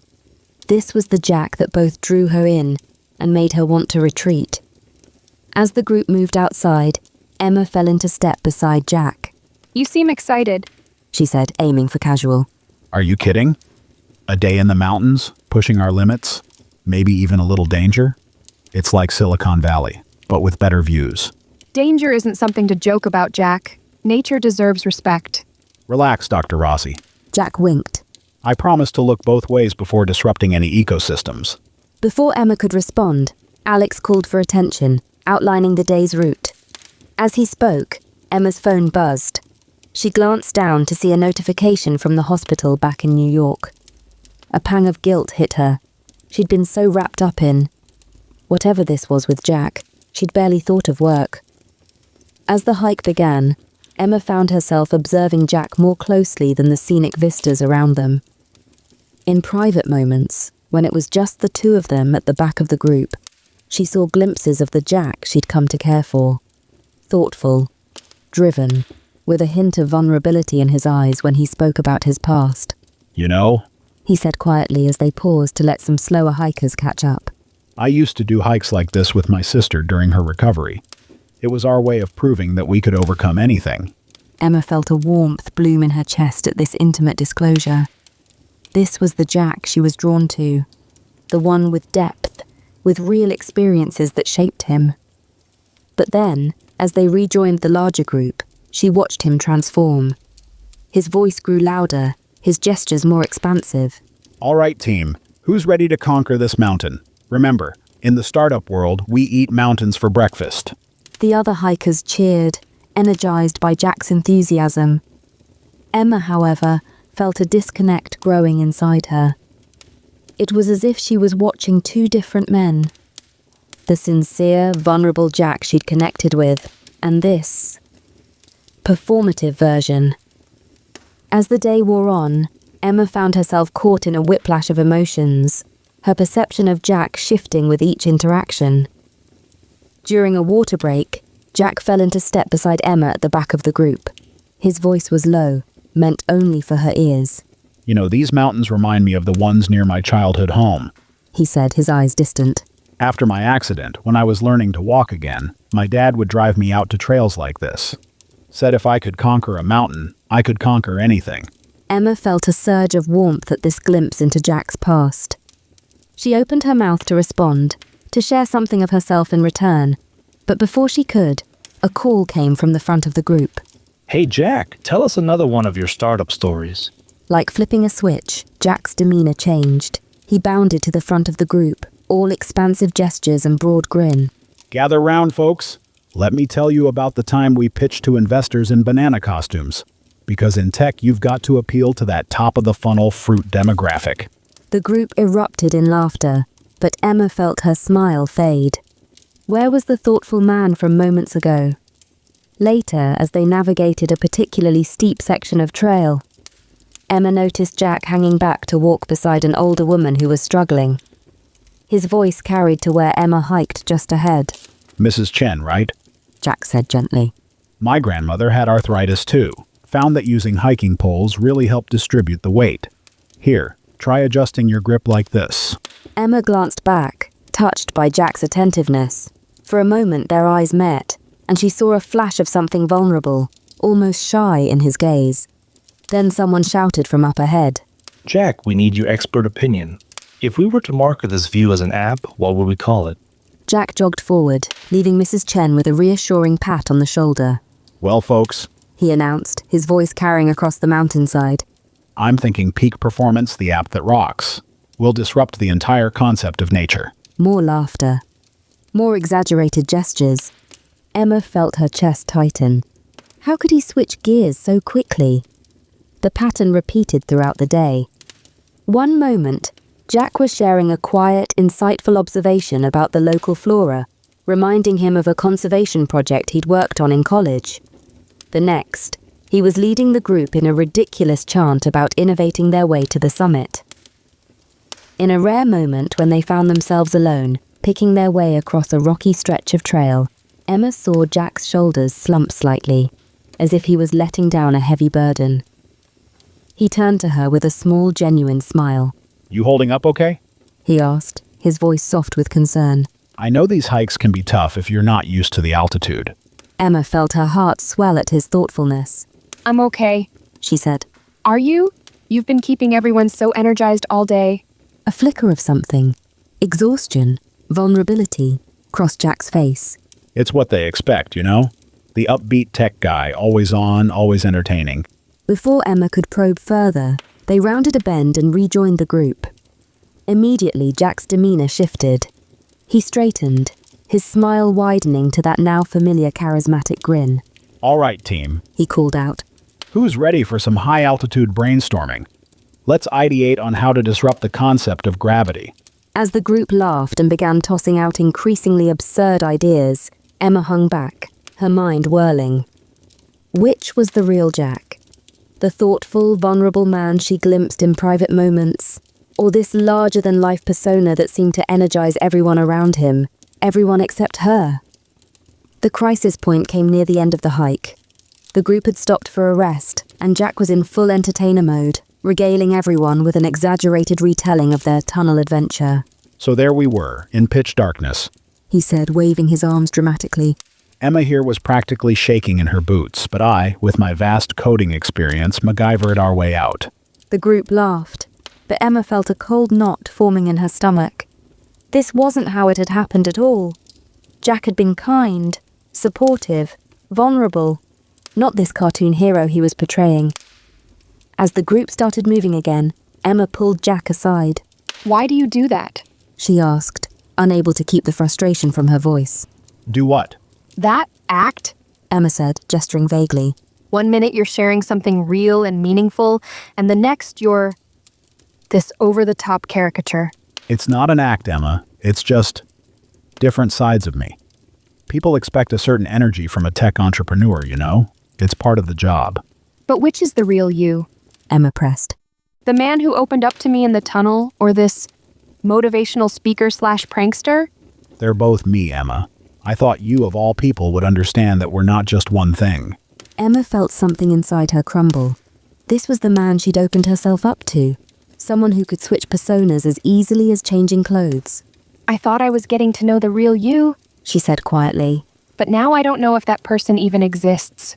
Jack's face fell, a flash of hurt crossing his features before he schooled them back into a neutral expression. Maybe you're not ready to know all of me, he said, his voice low. Or maybe you're only interested in the parts that fit your idea of who I should be. Their words hung in the air between them, a chasm suddenly yawning where connection had been. Emma saw her desire for authenticity, her need for consistency and sincerity. She saw Jack's world of adaptability, of presenting different faces to different people. In that moment, they felt light years apart. The hike back to the lodge was silent, heavy with unspoken words and shattered illusions. Emma's mind raced. How could she have been so foolish? To think that she could truly know someone who seemed to change personalities at the drop of a hat. Or worse, that she could be with someone without accepting all their facets. As they reached the lodge, Emma made a beeline for her room. She needed space, needed to think. But as she closed the door behind her, shutting out Jack's voice calling her name, a wave of loneliness hit her. She sank onto the bed, her body aching from the hike, her heart aching from... what? Loss? Disappointment? Fear? Emma's phone buzzed again. Another notification from the hospital. Her real life, her ordered, predictable life, calling her back. It would be so easy to answer, to retreat to the familiar. But as she reached for the phone, she hesitated. The memory of Jack's arms around her, strong and sure as he pulled her from danger, flashed through her mind. The warmth in his eyes when they talked in the dark of the tunnel. The passion in his voice when he spoke about his work, his dreams. Emma's hand fell away from the phone. She curled up on the bed, feeling torn in two. The safe, known path of her old life beckoned, but the exhilarating, terrifying possibility of a life with Jack tugged at her too. As the sun began to set outside her window, Emma lay still, paralyzed by indecision. Everything she thought she knew about herself, about what she wanted, had been turned upside down, and she had no idea how to write it again. Chapter 11. Crossroads. The morning after the hike dawned grey and cold, matching Emma's mood perfectly. She'd barely slept, her mind replaying every interaction with Jack, searching for clues to his true nature. As she made her way to the lodge's dining room, she steeled herself for another day of emotional whiplash. But Jack wasn't at breakfast. He's on an important conference call. Alex explained when she asked. Some big development with his app. Emma nodded, ignoring the conflicting emotions warring in her chest. Relief at not having to face Jack yet. Disappointment at missing their morning banter. Annoyance that work had once again taken precedence. She was midway through her oatmeal when her own phone buzzed. A text from the hospital back in New York. Dr. Rossi, critical staff shortage. Can you cover extra shifts next week? Emma stared at the message, her spoon hovering halfway to her mouth. Here was her old life, reaching out, offering the comfort of routine and purpose. She could almost smell the antiseptic halls of the hospital, hear the steady beep of monitors. Her fingers hovered over the keys, ready to type out her usual quick agreement. But something held her back. She set the phone down, leaving the message unanswered. The day passed in a blur of group activities. Emma went through the motions, her mind elsewhere. She found herself watching the door, both dreading and anticipating Jack's appearance. It wasn't until late afternoon that she saw him. He burst into the great room, his face alight with excitement. Great news, everyone. He announced to the room at large. The app launch is being fast-tracked. We're looking at going live in just 2 weeks. The room erupted in cheers and congratulations. Emma hung back, watching as Jack worked the room, all charm and enthusiasm. This was Jack, the tech entrepreneur, in full force, and she felt that familiar unease settle in her stomach. Their eyes met across the room. For a moment, Jack's public persona slipped, and she saw a flash of the more vulnerable Jack she'd grown to care for. He started to make his way towards her, but was intercepted by Alex with a champagne bottle. "Speech," someone called out, and soon the whole room was chanting. Jack laughed, holding up his hands in mock surrender. As he launched into an impromptu speech about disrupting healthcare and changing the world, Emma slipped out onto the balcony. The cold air hit her like a slap, but she welcomed it, hoping it might clear her head. She didn't know how long she stood there, lost in thought, before she heard the door open behind her. Emma? Jack's voice was soft, tentative. Can we talk? She turned to face him, wrapping her arms around herself. Whether it was against the cold or to protect herself emotionally, she wasn't sure. Jack stepped closer, his expression serious. I missed you this morning. I wanted to explain about the call, about the app. You don't have to explain, Jack. Emma interrupted. It's your work. It's important. You're important too. Jack said, reaching for her hand. Emma let him take it, even as she felt her heart constrict. Am I? She asked quietly. Which version of me? The one who fits into Jack, the tech entrepreneur's world? Or the one who connected with the Jack I thought I knew in that tunnel? Jack's face fell. Emma, they're both me. I thought you understood that. I'm trying to, Emma said, hating the tremor in her voice. but I don't know if I can. I need consistency, stability. I can't keep guessing which Jack I'm going to get from one moment to the next. And I need the freedom to be all parts of myself. Jack countered, a hint of frustration creeping into his tone. I can't box myself into one version of me just because it's the one you prefer. They stood in silence for a moment, the weight of their words hanging between them. Emma felt a familiar panic rising in her chest. This was why she'd kept people at arm's length for so long. Opening up only led to this: confusion, hurt, the sickening realization that no matter how strong the connection, some gaps might be too wide to bridge. I should go, Emma said finally, pulling her hand from Jack's. I need to think. She brushed past him, back into the warmth of the lodge. Her feet carried her to her room on autopilot. Once inside, she sank onto the bed, her emotions threatening to overwhelm her. Her gaze fell on her phone, still displaying the unanswered text from the hospital.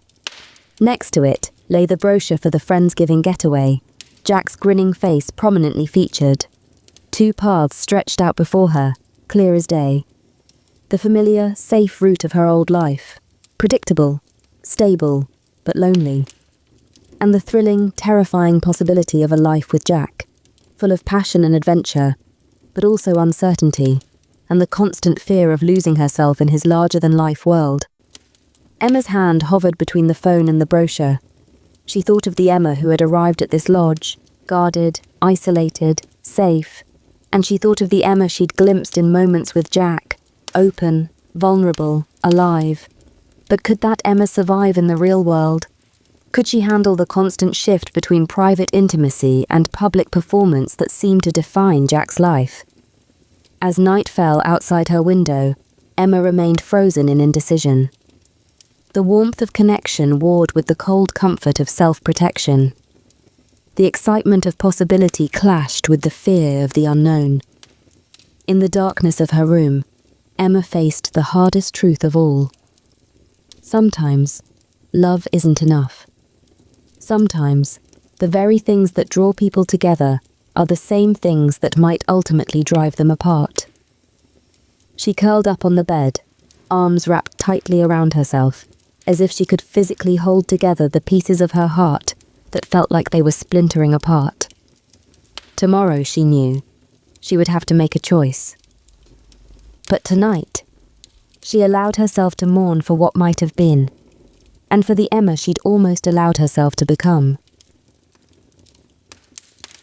Chapter 12. Two Halves of a Whole.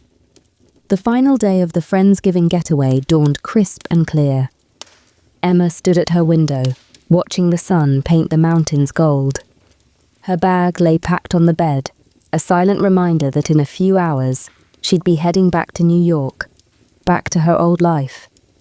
If only her heart could be packed away so neatly. With a deep breath, Emma steeled herself for what she needed to do. She had to find Jack, to tell him that she couldn't reconcile the two versions of him she'd seen. It wasn't fair to either of them to continue this, whatever it was. She made her way through the lodge, her heart heavy. As she approached the small, secluded balcony where she and Jack had shared moments earlier in the week, she heard his voice animated and firm. Zane, I've made up my mind. I'm selling my shares. Emma froze, her hand on the door handle. Through the glass she could see Jack pacing, phone to his ear, gesticulating passionately against the backdrop of snow-covered mountains. No, listen. Jack continued, oblivious to Emma's presence. This isn't about the money. It's about doing what's right. The app can help so many people, but not if we're focused on profit margins and investor returns. Emma leaned closer, her earlier mission forgotten as she listened intently. A non-profit? Jack said, responding to an unheard question. Yes, that's exactly what I'm thinking. Based in New York, working directly with hospitals. We can make a real difference, Zane. Emma's breath caught. New York? Was he really considering? I know it's a risk. Jack's voice softened. But some things are worth risking everything for. I've spent too long compartmentalizing my life, showing different faces to different people. It's time to be authentic, to integrate all parts of who I am into everything I do. As Emma listened, she felt a shift in her perception. This wasn't the brash tech bro or even the vulnerable man from the tunnel. This was Jack. All of him, passionate and caring and driven all at once. Suddenly the door creaked open under Emma's weight. Jack spun around, his eyes widening in surprise as he saw her. For a moment, they stared at each other, the weight of the moment hanging between them. Then, a warm smile spread across Jack's face. Emma? He said softly, then into the phone. Zane, I've got to go. We'll talk later. My decision stands. He ended the call and slipped the phone into his pocket. I'm sorry. Emma stammered. I didn't mean to eavesdrop. I was just... Jack shook his head, stepping towards her. Don't apologize. I'm glad you're here. There's something I need to tell you, something I want you to understand. As Emma stepped onto the balcony, the crisp mountain air enveloping them both, she realized that the conversation she'd come to have had changed entirely. She wasn't here to end things anymore. She was here to listen, to understand, and maybe, just maybe, to begin something new. Jack took a deep breath, his eyes meeting hers with an intensity that made her heart race. Emma, I've made a decision, and I want you to hear it from me. Jack's face broke into a genuine smile, not the showman's grin Emma had grown wary of, but something softer, more real. The app is more important than ever. which is why I'm starting a nonprofit to run it. We'll be headquartered in New York, partnering directly with hospitals to ensure we're meeting real needs, not just chasing the next big payday. Emma's breath caught. New York, where she lived, where she worked. I realized Jack continued, his eyes finding Emma's again. that I've been living a divided life. Tech bro Jack, driven Jack, caring Jack, they're all me. But I've been compartmentalizing, showing different faces to different people. It's time to integrate all parts of myself, to be authentic in all areas of my life. He stepped forward and suddenly it felt like they were the only two people in the room. Emma, He said, his voice soft but carrying in the hushed room. you made me see that I was losing myself in the persona I'd created. That in trying to be everything to everyone, I was in danger of becoming nothing to myself. You challenged me to be real, to be consistent. This is me rising to that challenge. Emma felt tears pricking at her eyes. This was Jack, her Jack, but also the charismatic leader, the driven entrepreneur. For the first time, she saw how these weren't separate personas, but integral parts of a whole complex person. I don't know if this changes anything between us, Jack said, vulnerability clear in his voice. but I do know that I want to be the best version of myself. And somehow, you inspire me to do that. Her mind was whirling, her carefully constructed walls crumbling. Jack, She said, her voice barely above a whisper. I don't know what to say. This is huge. But how do I know this isn't just another grand gesture? How can I be sure? Jack's eyes softened with understanding. He took her hands in his touch sending sparks through her. Emma, listen to me. This isn't a spur-of-the-moment decision. I've been thinking about this ever since our conversation after the hike. You made me realize something fundamental about myself. He paused, gathering his thoughts. I've always adapted to what others expected of me. The tech world wanted a brash, confident leader, so that's who I became. But with you, I found myself wanting to show all sides of who I am. The driven entrepreneur, yes, but also the goofy prankster, the man who's terrified of losing you. They're all me, Emma, and I want to be that whole integrated person not just with you, but in every aspect of my life. Emma felt her heart racing, but she needed more. But Jack, your whole life is in San Francisco. Your company, your friends.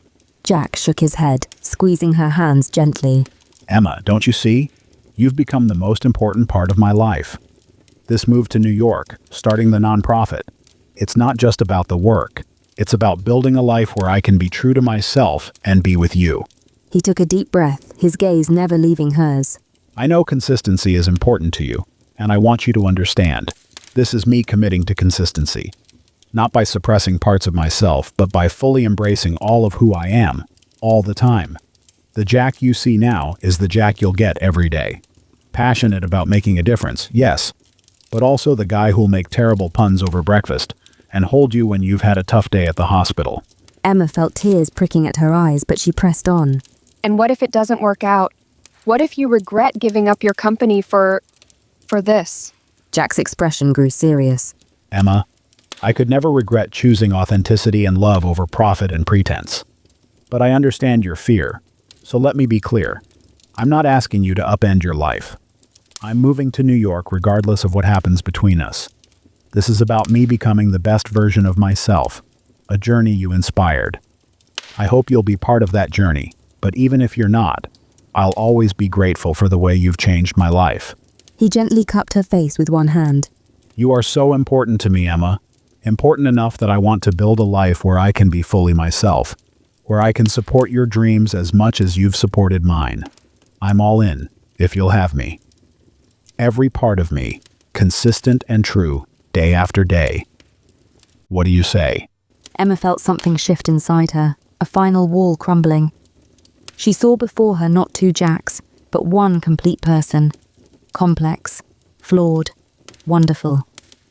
And she realized that in trying to reconcile the different sides of Jack, she'd been avoiding reconciling the different sides of herself. Okay, She said softly, a smile breaking through her tears. Okay? Jack repeated, hope blazing in his eyes. Emma nodded, feeling lighter than she had in years. okay, let's do this. Together. As Jack pulled her into an embrace, the room around them fading away, Emma felt the last of her fear dissolve. She'd spent so long running from connection, from the messiness of love. But here, in Jack's arms, she felt not lost, but found. Two imperfect people, with all their complexities and contradictions, choosing to face life side by side. It wasn't a fairy tale ending, but something better. A real beginning. Chapter 13. Perfect Harmony. 6 months after the Friendsgiving getaway, Emma stood on the balcony of her New York apartment, watching the sun set over the city skyline. The warm spring air carried the scent of blooming flowers from the small herb garden Jack had insisted on planting. For your stress relief cooking sessions, He'd said, with a wink. A smile tugged at Emma's lips at the memory. So much had changed in such a short time, and yet everything felt right in a way she'd never experienced before. The sound of off-key singing drifted from the kitchen, followed by the clatter of pots and pans. Emma's smile widened. Jack was attempting to cook dinner again, a weekly tradition he'd started to expand his skill set beyond coding and charm. As if on cue, Jack's voice called out, Em, can you come taste this sauce? I think I might have cracked the code this time. Emma chuckled, warmth blooming in her chest. This was her life now, filled with laughter, surprises, and yes, the occasional culinary disaster. She made her way to the kitchen, pausing in the doorway to take in the scene. Jack stood at the stove, wooden spoon in hand, a smear of tomato sauce on his cheek. His Kiss the Cook apron, a gag gift from his team at the non-profit, was covered in various splatters. The kitchen looked like a war zone, but Jack's eyes were alight with determination and joy. Okay, Gordon Ramsay, Emma teased, approaching him. let's see what you've conjured up. Jack grinned, offering her the spoon. As Emma tasted the sauce, which was actually quite good this time, she marveled at how seamlessly Jack had integrated into her life, and she into his. True to his word, Jack had moved to New York and started his non-profit. Emma had watched with pride as he poured his passion and drive into making a real difference in people's lives. He worked long hours sometimes, but unlike before, he always made time for them. Movie nights, surprise lunch dates at the hospital, lazy Sunday mornings. Jack was present for it all. And the best part? He was wholly, authentically himself through it all. The driven entrepreneur who could spend hours refining his app to better serve patients. The goofy prankster who had the entire pediatric ward in stitches with his terrible dad jokes during charity visits. The caring partner who held her after tough days and celebrated her victories as if they were his own. Earth to Emma. Jack's voice broke through her reverie. Is the sauce that life-changing? Should I alert the media? Emma laughed, setting down the spoon to wrap her arms around his waist. It's perfect, She said softly, meaning far more than just the sauce. Jack's expression softened, understanding the weight behind her words. He tucked a stray strand of hair behind her ear, his touch sending the same shivers down her spine it always had. You know, He said, his tone playful but his eyes sincere. I think I finally figured out the most disruptive technology of all. Emma raised an eyebrow, playing along. Oh? Do tell, Mr. Innovation. Love. Jack said simply. Specifically, our love. It's completely disrupted my life in the best way possible. Revolutionized my entire operating system. Emma felt her heart swell. This was the Jack she'd fallen for, earnest and playful, tech geek and hopeless romantic all in one. Well, She replied, fighting back happy tears. I think this particular technology has a market size of exactly 2. And I'm not sharing with any venture capitalists. Jack laughed, pulling her closer. Good, because I'm planning on a lifetime exclusive contract. As their lips met in a tender kiss, Emma felt the last piece of her heart slot into place. This was what she'd been afraid of for so long. This vulnerability, this openness. But now she understood that in opening herself up to Jack, she hadn't lost herself. She'd found a fuller, richer version of herself. Later that evening, as they sat on the balcony enjoying their slightly overcooked but made with love dinner. Emma looked at Jack. He was animatedly describing his latest idea for the app, his free hand gesticulating wildly, eyes bright with enthusiasm. In that moment, Emma saw all the versions of Jack she'd come to know and love. The driven visionary, the playful jokester, the caring partner, all harmoniously coexisting in this wonderful, complex man who had chosen to share his life with her. And she realized that she, too, had evolved. The Emma who had arrived at that Friendsgiving getaway, guarded, isolated, afraid to connect, was still a part of her. But now that Emma coexisted with one who could laugh freely, take risks, and love deeply. As the stars began to twinkle above the city lights, Emma leaned her head on Jack's shoulder, a contentment she'd never known before settling over her. They'd faced their fears, overcome their internal struggles, and emerged stronger, both as individuals and as a couple. This wasn't a fairy tale ending. There would still be challenges, disagreements, moments of doubt. But Emma knew now that they could face anything together, because in each other they'd found not just love, but partnership, growth, and the courage to be their truest selves. Jack turned to her, his expression soft in the fading light. Penny for your thoughts, Dr. Rossi? Emma smiled, intertwining her fingers with his. Just thinking about how perfect this is. All of it. Us. Jack squeezed her hand gently. You know, for a couple of imperfect people, we do make a pretty perfect team. As the city hummed around them and the stars shone above, Emma couldn't have agreed more. This was their story. Not flawless, not without obstacles, but perfectly, beautifully theirs. And she wouldn't have it any other way.